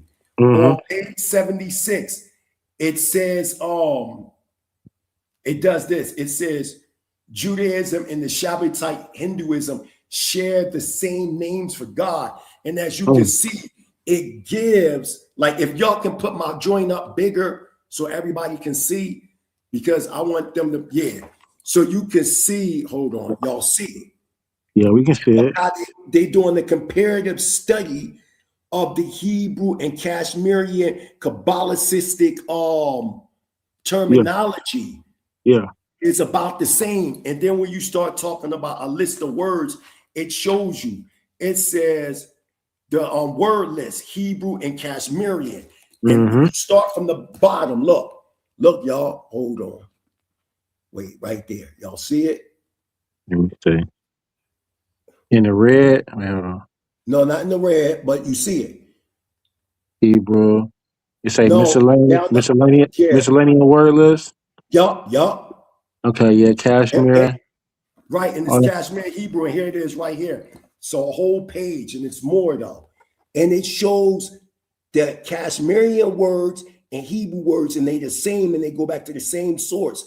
It's basically answering your question about that Hebrew word Malik And that Yeah. same Hindu word that you're talking about, this Mhm. scholar is saying that when you look at the Hebrew language and the Tamil language, you'll see that it's the same. And then he breaks down how, what you know as Aramaic, it originally came from out of Afghanistan. That word what was the word again? Kashmirian? Is that what you said? Kashmir? Yes, sir. Now Yes, sir. what does that word mean? Kashmir? Yeah. I In the don't know Sanskrit. offhand. I can look it up real quick for you. In the Sanskrit, because I'm curious I'll look it up for you, and before we okay. get off the show, I'll give it to you. Okay. And because I'm wondering, I'm just curious if I can make a correlation with Kasdim. Demos. Were you saying Kasdim? You talking about the Chaldeans, right? So come back, Harwin. Sons of Cassette. That's what you're saying, right? Yeah. Yes. Well, that is in fact true, because you look up the word for Chaldean, it goes back to the Hebrew person. When you look in Genesis, the 10th chapter, one of the sons of Shem was Araphax. Yes. But in Hebrew, it says Afad to Shad, and it uses or for sad. So or being the land of city of Earth. Yeah. You see what I'm saying? Yeah. And then and we see Elam, and Elam got connections to the Indus Valley. So what I'm saying, I'm using Genesis 11 as the premise to say that those that came from the east, you read the Bible, it says those that came from the east, they found the plain and called it Sinar. They came from the east. They came from the Indus Valley and start pushing west, and they found the plain called Sinar. Sinar is Sumer. That's why I'm saying that these people were ex-Brahmins that were running from the Ramayanian war. Right. Let me hold on, guys. I just want to get we lost somebody. Come back, Harwin, if you need to, but we're gonna have that other guy, can he come back? Because he's been wanting to talk. I know. That was horrible. That was horrible. Let's get Earth King in here. He wants to make some comments or ask some questions. Go ahead, Earth King of the Earth. My question is simple.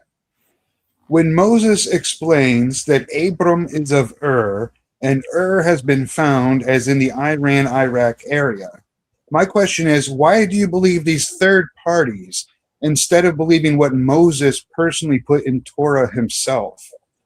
Why believe the third party instead of believing Moses himself? Right. That's a good question. Hold on.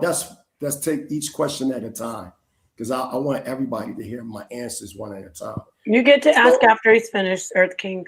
Yeah. So the reason why, when Moses said or, the same or that we talking about is connected to Araphax. When you look at the archaeology that you're talking about, when they talk about or, it's only going back roughly between the 8th, no further than the 9th century BCE. But when you look at the ore of the Indus Valley, and this is not something that is third information, this is actually archaeology. The ore in the Indus Valley go back 7,500 BCE. And it makes sense when you hear Joshua talking about we worship gods on the other side of the flood. And when we look, we can clearly see this chain of events starting from the Indus Valley, going into ancient Mesopotamia. Not only that, our forefather Josephus, out of his own mouth, wrote that our ancestors came from the Indus Valley. Now, he says this out of his own mouth in the book of Josephus. So not only, and also you got Tacitus, who clearly says that, not Tacitus, he says that we were originally Ethiopians, meaning from what Herodotus said, that we came from the Indus Valley. We got Clericus. These are actual scholars of that time, eyewitness scholars. They said that we descended from a group of priests that came from out of the Indus Valley. All these different scholars at that time period identified the Hebrews coming from there. Even when you look in the book of Judith, chapter 5, in the Apocrypha, it talks about in the 5th chapter, verse 7, that the Hebrews were direct descendants of the Chaldeans. When you look at the Chaldeans and in their history, they even let you know that they go back to the Indus Valley. And then they went into Mesopotamia and start building there and then pushing into what we know as Canaan land and Egypt, and even deeper into the body of Africa, and became known as the Bantu speaking tribes of Africa today. You can ask your next question. And that's oh yeah, go ahead. That was his question. So but that's not, and that's go ahead. You're muted, Earth King of the Earth. If you had a second question, right? Yeah, I muted myself to be polite to hear the speaker be able to speak without any type of reverb. Just trying to be polite. Thank you for that. You can ask your second question, and then he'll answer, and then we can move on. Go ahead. All right. Second question. Again, Moses spoke of his wife from Cush and the sister of Moses. Now, the sister of Moses was punished for being racist against the wife of Moses because she was the only black girl around. So here's the question. How can the Hebrews be black when it's proven that the sister of Moses, one, is not black, and two, was racist against the blacks? Therefore, by default, the Hebrews cannot be black, or there could not have been the black on black racism. Okay. I'm gonna answer your question. What? It didn't have. Bro, what are you talking about, man?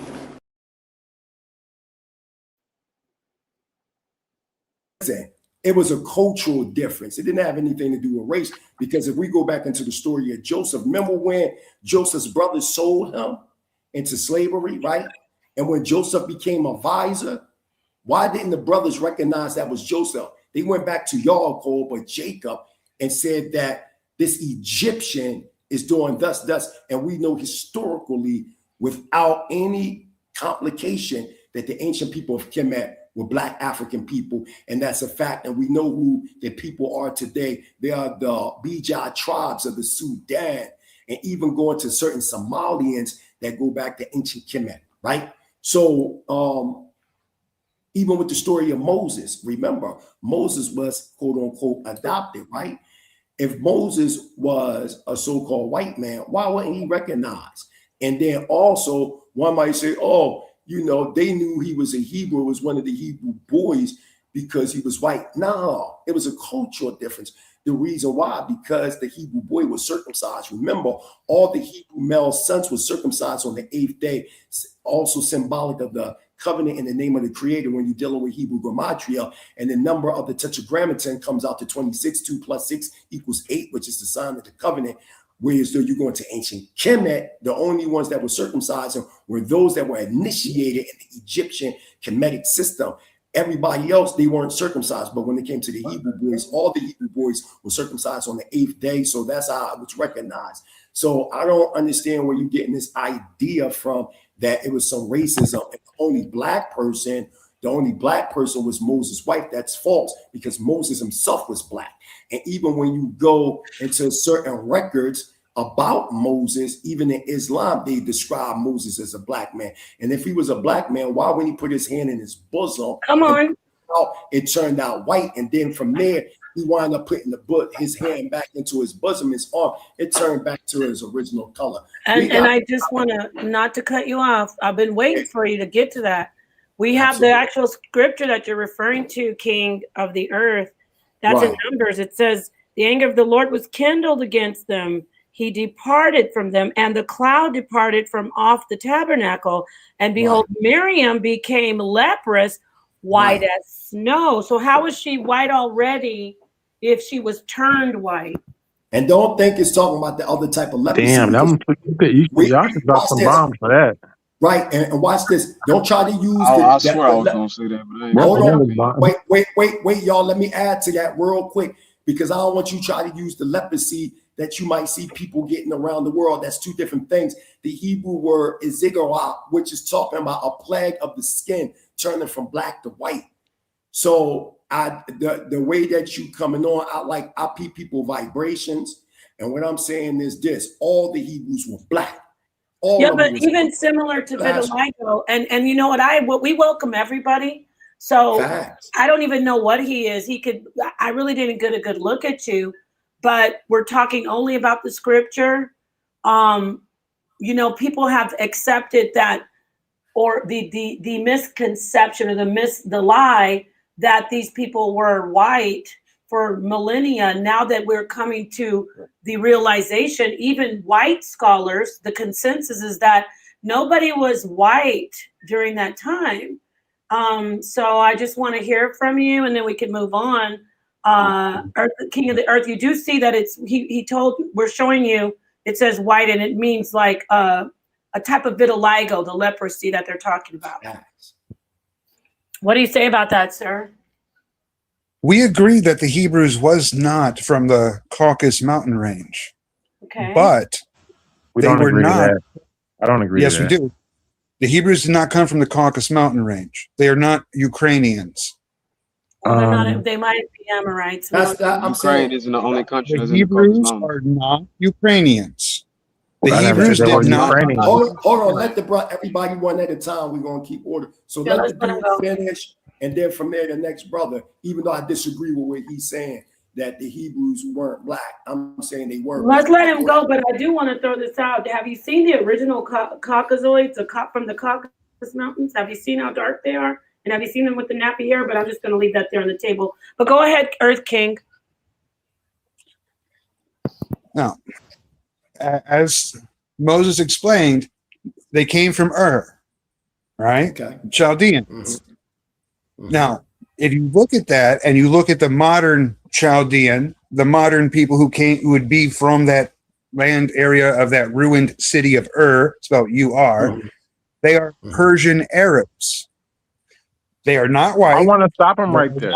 Wait. Can I just stop you because your premise is false? I just want to say, No. Let me answer. It's going to be a lot to impact. I know, but it's referring Let's to let me. him cook.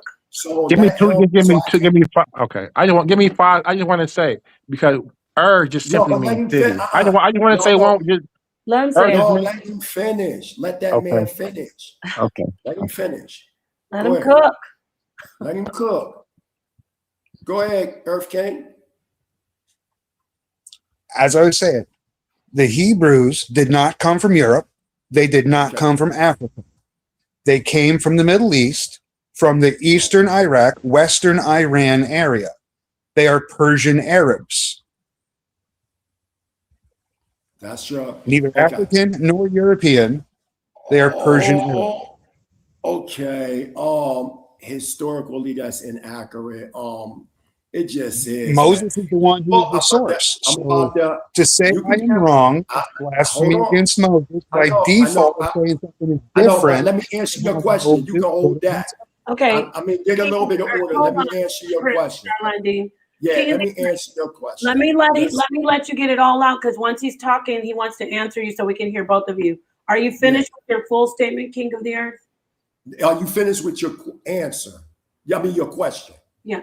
You're asking the question that you have what is known as Persian. We're going to move on to Harwin. Yeah, Persian Arabs. See, that's why I keep saying to everybody on House of Consciousness, we got to start studying the ground from a social anthropological standpoint. Because once you do that, you will understand who's in these areas.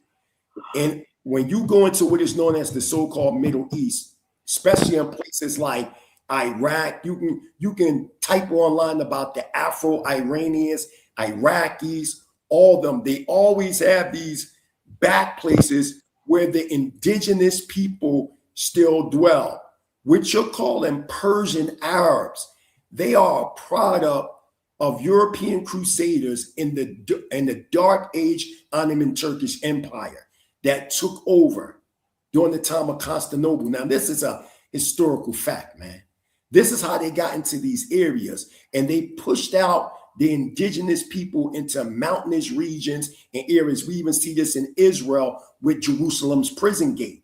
When you go into the Negev in Israel, which is northeastern Africa, which you keep falsely calling the Middle East. That term was a British geopolitical social construct for operational regions to control that environment. And when you understand the British control at that time, then you will understand the reasons why the British called northeastern Africa the Middle East. It's understandable because of where they came from, why they would call it that.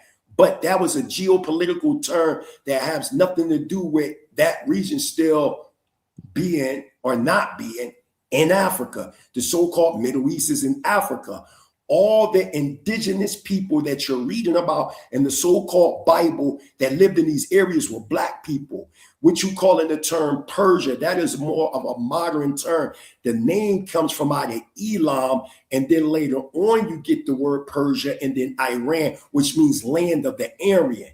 And you got to understand that when the British had control of that time, remember, they controlled the caste system of India at that time. And when they gave it these names like Iran, land of the Aryan, they imposed the idea that the Aryan was the Nordic, blue-eyed, blonde hair man. And they put that in them areas with them foreign people in them areas. So the people that you call in today, these are the original people. They weren't there in ancient times. They are modern people that just got into that region, and anybody that know history and stop playing and making it seem like these people were always there. They DNA show that they weren't there because the oldest DNA fossils that we're seeing in them regions are the Natufians, and they don't even match their DNA. Yeah, and I do want to just say this about Aryan itself, if you can hear me.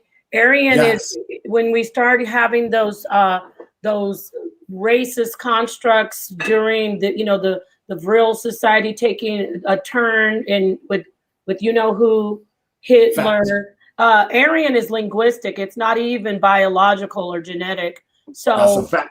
Yeah, that's another thing I want to throw out there. Just putting that out there. So thank you. And that's what I said earlier. So yeah, we got brought up.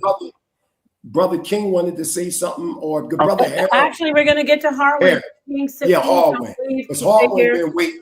Harwin left and came back. So this is a great conversation. We don't have to all agree, but I appreciate everybody being really respectful because we want to get this all out on the table, right? Go ahead, Harwin. Thank you for your patience. Oh yeah, no problem. I think Guerrilla Hebrews seems like a studious brother. I'm sorry, my bad, brother. My bad, bro. Mighty Hebrew. Thank you. It's respectful. You come off respectful, bro. So it's all love. I think that you said some things that is very profound. The first thing is you said we can't just be agreeing with modern academia. We should challenge it. I wholeheartedly agree. For example, when they claim that the Egyptian pyramids were built during the 4th, 5th, 6th dynasty, that's cap. They can't prove that. Yeah, that's cap. I think they were older. They were older. Much older. Facts. Yeah, you know, Dr. Robert Salk even says that they're just going off what they assume Khufu built, and they try to attribute it to the Papyrus Merer in a name that was written on there later on that says Khufu inside the Great Pyramid.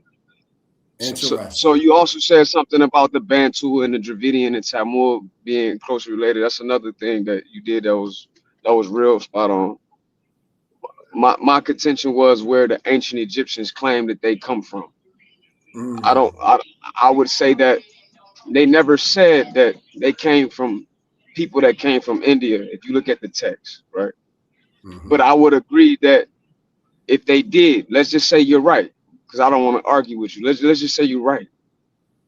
If they did, we got to deal with the Khoisan people in Southern Africa and dating of the Adams calendar. And then we're going to show how the words in their language and their lexicon is related to what we're so-called calling Bantu. And they try to say that these are different language family. Would you agree with that, Mighty Hebrew? That the Bantu is a different language family from the Khoisan? Yes, sir. No, not that it is, but that modern scholarship claims that it is. I think they do have a similar root. I do think they have a similar root in certain circumstances, but from what I see on the ground, and me went to South Africa, and I'm just telling you what some of my friends that are Kusan are saying. They're saying that they were in South Africa before the Bantu. They say that the Bantu came from out of the Cameroon region and invaded. This is what they're saying. But it actually strengthened my thesis of the Bantu expansion actually being the Israelite expansion of the northern kingdom of Israel. But that's another story, another topic. But with not really. Oh, if you're saying not really, okay, cool. Yeah, no, not really, not another topic. I got quite saying brothers that live there too. I talked to them, been talking to them for over a decade. Right. So they do say that, but they also say some are already there that they're calling Bantu, that speak Bantu languages. And as you and Nepal just agree, language is not genetics, right? That's true. That's true. Because you could take on somebody's language and not necessarily be the people. Right. And what they're calling the expansions in the Cameroon, there were expansions even before that. Would you agree, Marty? I mean, yeah, Marty, bro. Absolutely. Absolutely. Okay. So that's the ones I'm talking about. There was more than one Bantu expansion. I did a presentation and I showed 4 Bantu expansions. Got you. So what I'm saying is I would like to focus on what we probably agree on more so than we disagree, because I think what you're saying is what you're speaking on, people would be scared to go into. They would call it quote unquote pseudo, right? Absolutely. You know, that term that gets thrown around. But you can't, even if you disagree with me, it's constructive. That's fine. If you want to bring your disagreements, we can build on the disagreements. That's no problem. Along with the agreements, as long as we just respecting each other, definitely. I want you to tell me, how you view certain things, because if I am wrong, or if it can help me elevate what I already know, I want that. I want that information because I don't know everything. So go ahead, tell me your agreements and disagreements. We're listening. Oh yeah, I'm going in on the start of stuff we agree on, bro. Okay, do that first. Okay, continue. Yeah. The disagreements. That's fine. Yeah, for sure. I think there's something to what you're saying about the Dravidian and the Bantu, right? Mm-hmm. Something happened. Whatever people like to believe that landmass was there or not, and that people were there that were Homo sapiens prior to 350,000 years ago or not. Facts. Something happened. Hold on, bro. Hold on 1 second. Okay. Are you, while we wait, Harwin, are you grabbing something, or we just needed to give us a minute while you do something personally? I think he's doing something. Let's King J, did you want to Yeah, I just wanted to say something. I'm gonna be short. I'm never long-winded. Yeah, a couple points. Just off top, Clyde Winters, African Kings of India.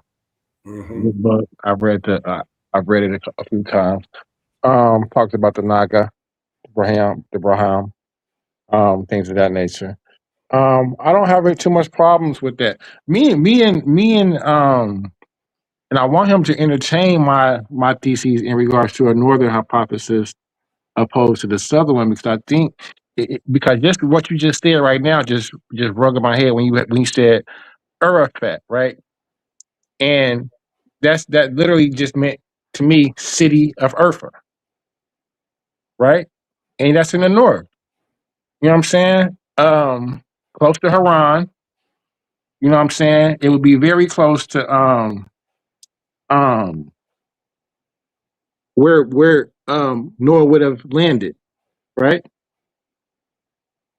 Close to the land of northern, the northern Mesopotamia, where land of Shinar. That would make, but your theses make sense if we're saying, if I'm saying that we originated from out of the Indian subcontinent and we're from the east coming west, naturally we would hit north first. That makes sense, yeah. You see what I'm saying? And then we would shoot south, because. But why would you shoot south? I mean, to expand the culture.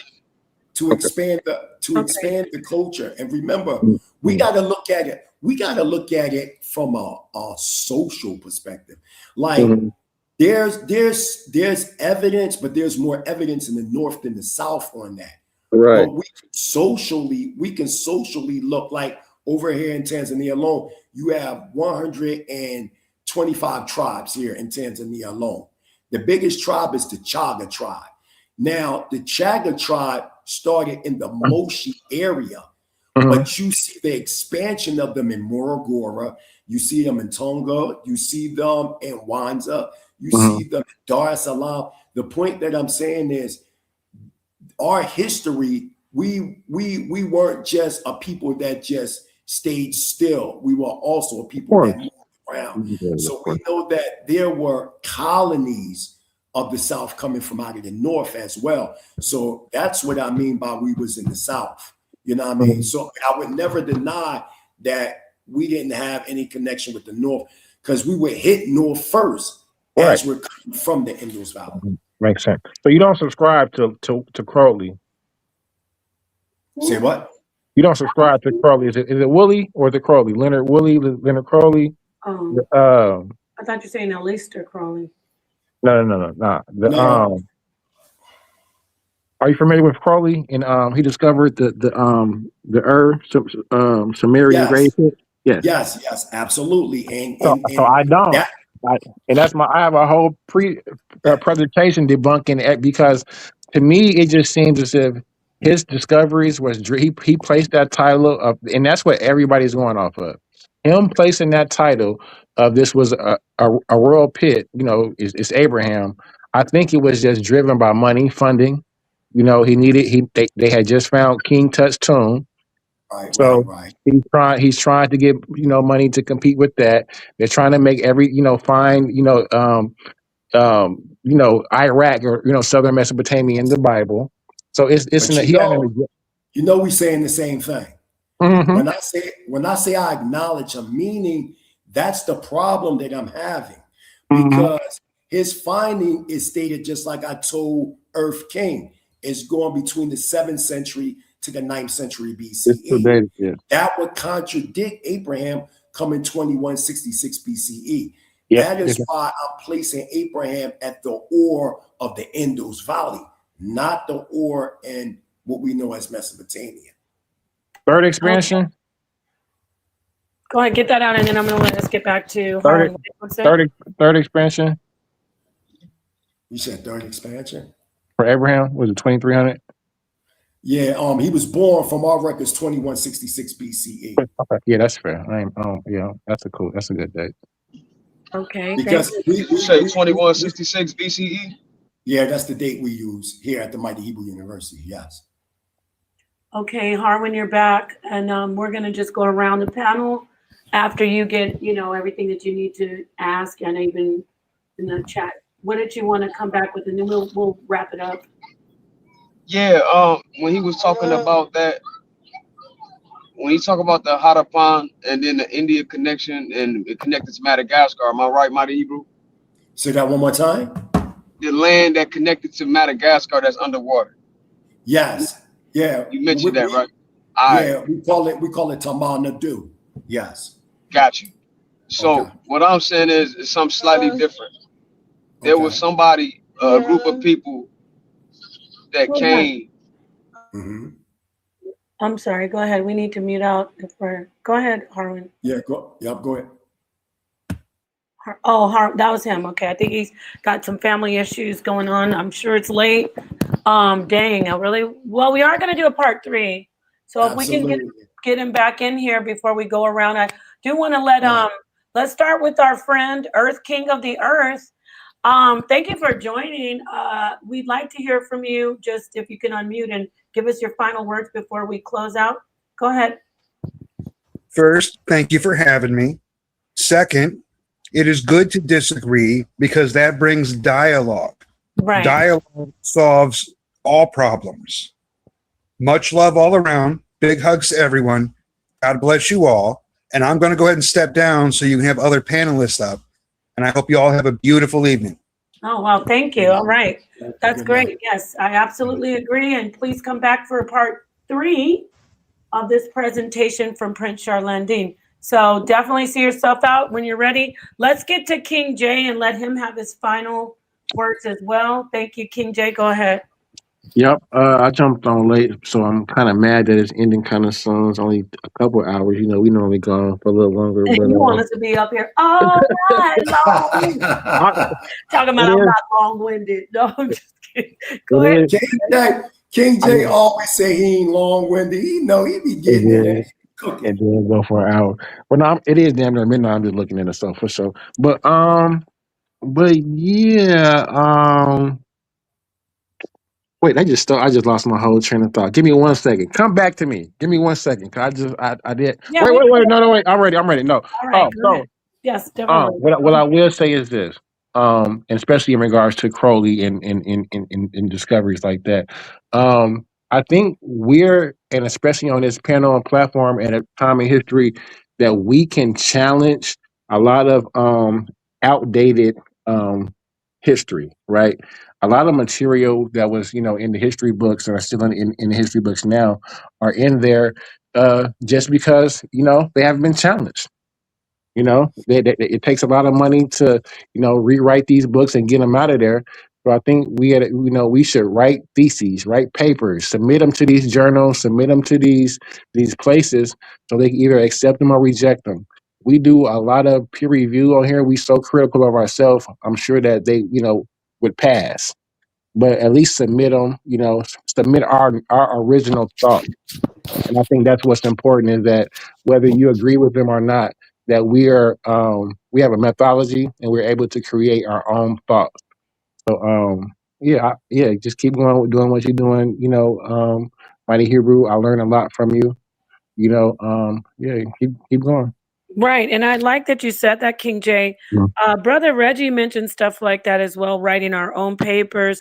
I would Mm-hmm. love to see Prince Charlandine put more of Mm-hmm. your work out, in academia and other places, right? Mm-hmm. Get your papers written out, and then we can just, search you up, Yep. reference your work. So, yeah, thank you for that. For sure. What do you say about that? I think Genesis, so she and I will close out the end of it. The end of the end. But Prince Charlandine, thank you for doing this presentation. Thank you, King J. What do you say about that? What he mentioned? That's a good point. He's absolutely right. He's absolutely correct. Many people don't know I was a contributing columnist for the Jerusalem Chronicle newspaper for over 5 years. So a lot of my academic scholarship work is in that. Also wrote, for other, newspapers, not like worldwide known, but nationally known within underground circles. And I also have, as y'all see, when we doing the PowerPoint presentation and the writings, a lot of the writings come from out of one of my books, Our True History of Diaspora and Our Freedom. I wrote a book called 311 trillion, 40 billion BC to now. I mean, it's dynamic. I got Jerusalem Chronicle right now working on it with me. So this is going to be my second release that I'm going to be trying to get published, and it's going to be spread all over the world. Nationally, first in the United States. And I mean, I ended with page like 843. So I actually, went in real hard on this and not get into the pages of Genesis or what as the days of creation, really being root epics, starting from 311 trillion, 40 billion years ago, down to 100,000 BCE on the seventh, root epic known as the seventh day, and then trickling down post antediluvian history. And it's just dope to our modern era. So he's absolutely correct. We have to challenge academic consensus. Just because they say something, that don't mean it's true. You know what I'm saying? It don't mean it's true. We have traditions over here in the East where they're saying that it's not true. But we need to come up, because, one thing being on the House of Consciousness or Sinaitic Studios, they say source up or shut up. We want to put our sources together now. So as, Sister Neftali said, that's not Sister Neftali, Sister Napal said that we have to do this so we can source and use our material as reference points. Right. You know what I'm saying? We have to, come together even monetarily and take our best scholars and have them explore, through fundraisers. We can fly different scholars to do research. You know what I mean? And they might have to stay in certain areas for maybe 3 to 6 months to do the ground footwork and come back with the report. This is when you look at you know, a lot of the archaeologists, a lot of what is being shown on PBS and others, all that's being funded by the Rockefeller Association and the Royal Society. These people fund these people to create a narrative that suits their interests. What is our interest as a people? You know what I'm saying? And when people want to look outside the box, instead of y'all helping to pull the person's mind more outside the box, y'all say they pseudo. You know, all those that came before, everything start with an idea. Not idea, but idea. What is an idea? With an eternal idea, you can continue to build. So, you know, people that came, they were looked at as pseudo. Those that came before the challenge, the social norm at the time, they was known as pseudo. And then from there, when they were found to be correct, they're not identified as pseudo no more. You know, we got to get out of this mind state that our ancestors, they were just so primitive that they couldn't, you couldn't acknowledge them of having an understanding where they have, you know, thousands of years ago, even to this day. Why you think the pyramids are so complex? If we are so advanced as a people, why can't that be duplicated even to this day? Why haven't they duplicated it on a level like that? And there are so many theories how the pyramids were built. So even to this day, with all the technology and advancement, the pyramids are still a mystery. Yeah, we have theories, which is different from a scientific theory, by the way. Okay? We have theories, but that doesn't mean that these theories are true. So to say all that, we have to come into our own and not be afraid to express our ideas, even if them ideas may shake the foundation of what is known as being socially norm. We have a right to question these people. We just don't say, oh, because academic consensus said it or academia said it, it's true. That don't mean it's true because they said, because a group of big heads came together and they all agreed. Oh, they just all agree, but that don't make it the absolute. You see what I'm saying? So we need, and remember, our history shows that we've been on the planet beyond the conception of even their lineal understanding. Remember, their lineal understanding is to control an element. And to what, if you can control through time and space the history of a people mathematically, then you control and define life. That's why he tell you this. You see, we found this bone right here. They can tell you all this, the last bone thing that he ate, and who his mama was, who his daddy was, all that. But when it come to us as a collective body politic to this day, and they still theorizing, even with DNA, they still don't know who we are. But I'm going to tell you who we are. We are Elohim embodied in human form and may have various different names through different epochs of time, different dispensations of time. We may have various names, but we always existed because we are, in fact, Yahweh on earth as it is in heaven. Hallelujah. If Love you it. can, God should die. Let Play me that drop a ball song. for you, We though. closed out. We're gonna close out with the song. I think We will. We're going to close out. I want you to give us some background on it, but I do want to say this too. I was thinking when you're saying we need to do our own thing. We have people in our community. You're over there in Tanzania. You go to Turkey. You go all around Israel, Africa. We have Jabari going to Kemet. We have Anthony Browder doing actual archaeological digs. Yes. So we can do it. It's being done. It just needs to be done a little bit more. So thank you so much. So tell us the background on the song that Genesis is going to play for us. You still there, Genesis? Yeah, I'm here. Yeah, this off my album, War Cloud. You know what I'm saying? Which song is that? Let me look at the song. Oh, I thought you want to show that, Jen. So I can tell you, so I can tell you Want me to put the screen? the inspiration of the song. Oh, I see it. Yeah. I see it. Let me put it up. Go ahead, give us a background. This song is called Gross Darkness. Like, it's a mind state. When you see the picture on my album cover, War Cloud, you see the Washington Capitol and all that, and you see all these helicopters and they shooting at the Capitol, and then you see this big cloud as if it was a nuclear bomb that blew up. Well, that's really symbolic to the minds of our people laying waist deep in the States over there in the wilderness of North America.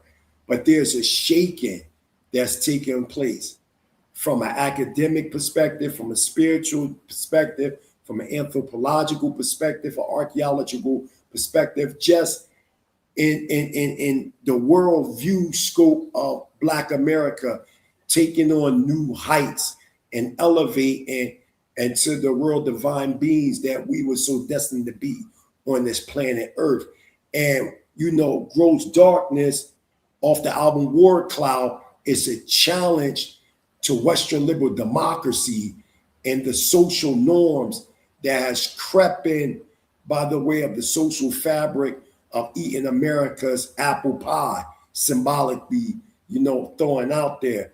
So this song, Gross Darkness, is also showing hip hop skill, because a lot of people, they'll bring out music, and they don't really, really be spitting real hip hop. But I want to give a shout out to Killer Priest, Hellraiser from Sons of Man that brought me out. Shout out to DJ Lowe's, Lord Melchizedek Kantar, and Wise Man that produced all my albums. So let's get it. That's all right. Thank you. I have this covered.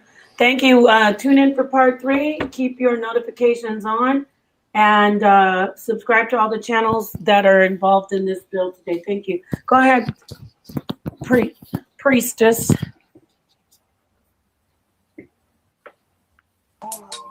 To the oscillated world of existence and pure will.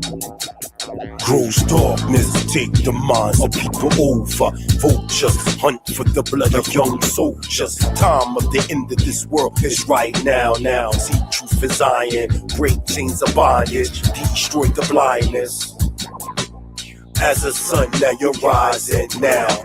Grows darkness, take the minds of people over. Vultures hunt for the blood of young soldiers. Time of the end of this world is right now. See truth in Zion, break chains of bondage, destroy the blindness. As a sun, now you're shining now. There's a dark eclipse forming to a Voltron. Demon and misty darkness, absorbing screams of families bleeding. Entities are natural enemies of energies. Spitting out Mother Nature, menstruated spheres and infinity. Battle with Armageddon, light and shadow, fight for life that lies within the circumference of endless bliss. There's nothingness, transcend mind to timelessness. So evil ones lose their way, lost and known of a dimensional Sephiroth, where space-time doesn't exist, known as a killer of Ezizabeth.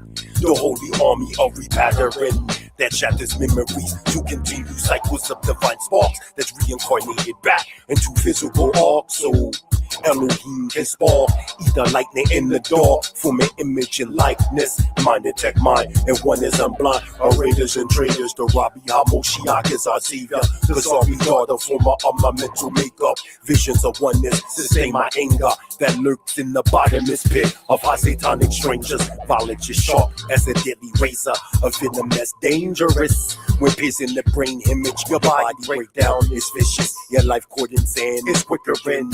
Your essence is now ascending to another motion of emotion. Your memory is now the logo and stories of old ones showing photos. Grows darkness, take the minds of people over. Vultures hunt for the blood of young soldiers. Time of the end of this world is right now.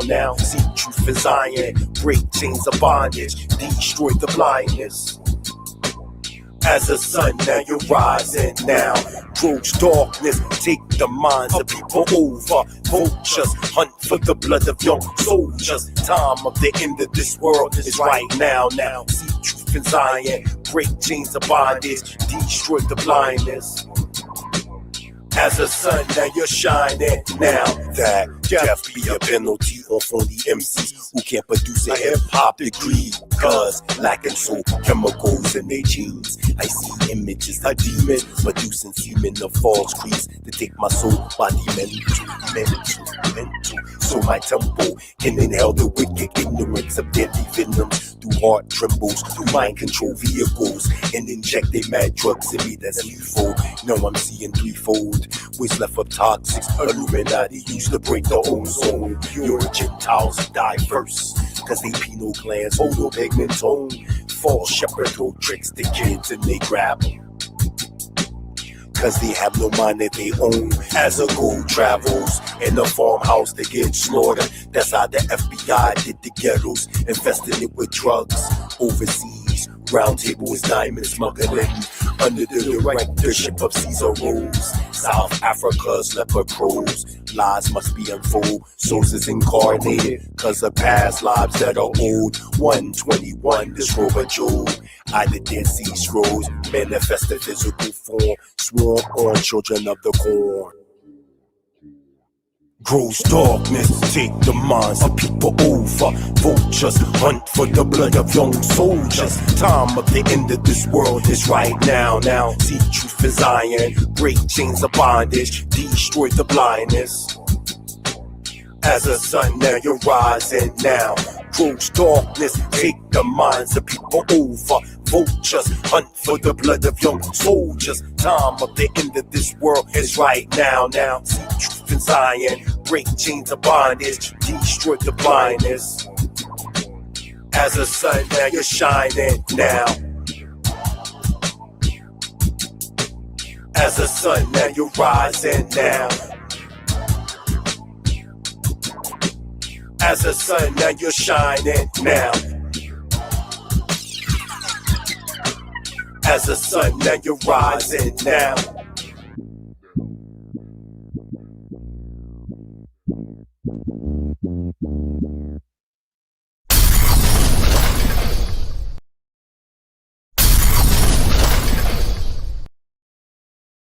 Come on now, Genesis. That was a hit. That was a banger. Right, you know, it kind of sounds kind of scary. I liked it. That was good. I like that. Gross darkness of all justice. All right. Shout out to Prince Charlandine, aka Mikey Hebrew. Thank you to everybody who joined and everyone who tuned in. And thank you, Genesis, for being here co-hosting this with me. And I'm co-hosting it with you. That was great. Now I can hear your take on it. I would, let everybody. What do you think? Just to give me your final words. Well, I think it's interesting when we were talking about the X and the Y, right? I think it's interesting that this whole antediluvian, the esoteric being that, a Elohim aspect of creation, and how it explains a lot, so. Oh, yeah. Yeah, it's all fitting together. It's like kismet. It's like everything, all of the pieces are falling together. We didn't even plan it, and we're on that same conversation. And it's tying into the whole idea of what we haven't seen. We've only seen the divine masculine, it kind of breaks into like, wait, there's not just this one masculine divine energy. There's a divine feminine. So I like it. I love it. Thank you. Yeah, I'm excited to hear the rest of it. Definitely, I'm not sure people know about the work that Brother Charlandine is doing. The fact that he's traveling throughout Africa, going to different countries in Africa as an anthropological study, anthropological study. He's actually going to these. He's like talking to the Igbo. He's going to South Africa. He's going to Uganda. He's like traveling to other countries to learn. So it's not like just pulling this out of nowhere. He's talking to people. He's getting the information. So I think that that's something to be, revered. Yeah, he's always been busy. He's always been studying and trying to better his people, our people. So I'm looking forward to part 3, and I love the energy. Even if you didn't agree, people came in, give him some pushback on what they know and what they study. Shout out to Harwin, King J, and the man who came in. What was it? King of the Earth, Earth. Yeah, King of the World. Yeah, Yep. King of the World. Was it Earth or something like that? King of the Earth. It was interesting. All right, so that's it. We're done. Well, one quick thing is that people are saying that they're not getting the notifications, so we have to figure out what that is. So glad you said that. What is going on with YouTube? Because, come on, even when we first started, this is the main channel, and it was like 47, and no, it has nothing to do with his presentation. There's only 47 people, so I don't know what YouTube is doing. People were saying they weren't getting notifications, and I don't even see the HOK's thing on my notification. That's what Senator said. He didn't see it, so well, we have to probably contact YouTube and see what's up.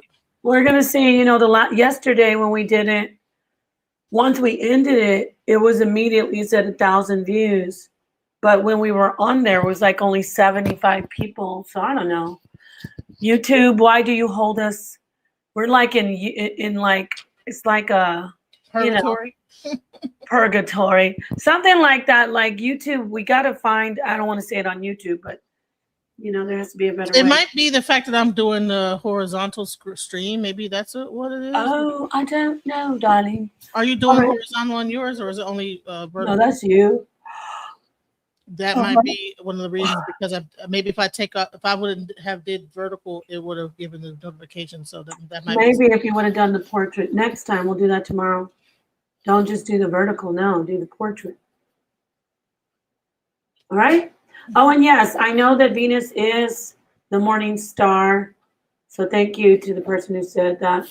We will talk about this more tomorrow. I'm exhausted. What about you? Honey, I've been exhausted. I was tired from yesterday's stream. I know. Let's go. But it's worth it, right? It is worth it to get the information out to the people. You know, I'm learning a lot that I didn't know before, and I hope that everybody else did as well. And this was a real calm stream. I like, you know, everybody was very respectful, and I appreciate that. Oh, I know. I didn't want to get. Sometimes your cortisol will be in the through the roof. Right. High blood pressure be pressuring. You know. It's like, yeah, YouTube limbo. But it's like, why though? You know, some people, I don't know. We did great. We did great. I think this is Lex Vortex in here. Let me see. Oh, YouTube notices that you have to update your app. So I guess that might be something. Oh, you? No, that's what Asar Ken said. So maybe people have to update to get the notifications. Maybe it's some kind of. I don't know. Senator gets it when he goes live. He gets like, you know, full house. So I was saying. Is that you, Lex Vortex? Lex the Hex Master Official? I think it is. But anyway, peace, everybody. You know what I think it is? I think it's if we don't do the vertical, because the vertical is more like, what's not the vertical? It's like what's the one that's up and down? The one on the left that we're looking at. That's the vertical. That's the I don't do that one usually. You have it though. Yeah, I think if I don't do that one, we probably will get the notifications will go out more because yeah, I don't think you get notifications for vertical, so I think that's probably what happened. And StreamYard doesn't recommends a portrait, so I think you're right because it's splitting the views too. I think it is. Yep. So we found out what it is. See, all right. Now you made me want to play a song. You know I'm gonna have to play a song about this, right? Yes. We gotta like lighten up the mood because that gross darkness. That sounds like I love that song. I love the song too, but honey, that song is heavy. Yeah, I liked it. You can feel the darkness.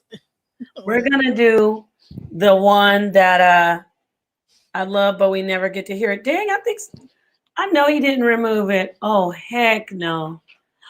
No. Oh, it's here. Here it is. Okay, peace, everybody. Oh, that's my song. I know. Shout out Alpha Nation and Revelation X. Peace, everybody. The general, head up in a blood clot funeral home. Hank at the AK, Jabari got the chrome.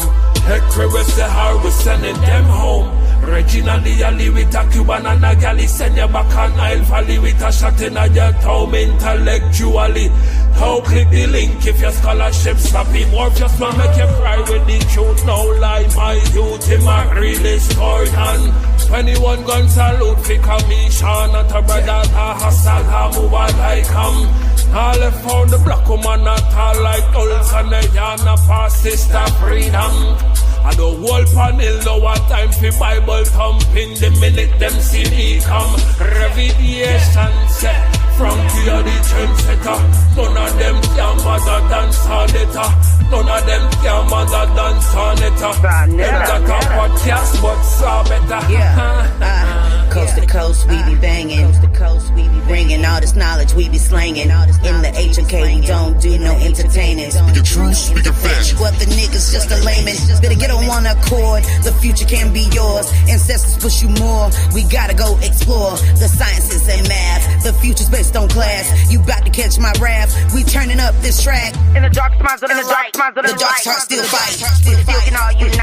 We gotta make this right. Talk right now. We learn how to stand up and stand proud. No man down. We fam now. House of the country, my clan now. Frankie are the trendsetter. None of them can mother dance on it. None of them can mother dance on it. Them got a podcast but saw better. When I look at you niggas, I see what I'm not. Go take him, a little bit of her, mix it with them, I put them in a pot. You still can't get none like me. It might sound the same, but it's unlikely. One white tee, if I lift it up, you niggas gonna see what it come might be. I thought I told ya. Afro Nation, revelation, we some soldiers. Sinetta put this team together, now it's over. We got the weight of the world up on my shoulder. When you get conscious information, hearts turn colder. Now look at these trappers who rapping the same, so stuck in their lane, systemically, chemically. I'm thinking something is wrong with their brain. As long as they paid in front of the chain, I got nothing to say. They in love with the gang. I traded my gang for change, and now that I changed, a few things still say the same. Frankie are the trendsetter. None of them can mother dance on it. None of them can mother dance on it. Them got a podcast but saw better.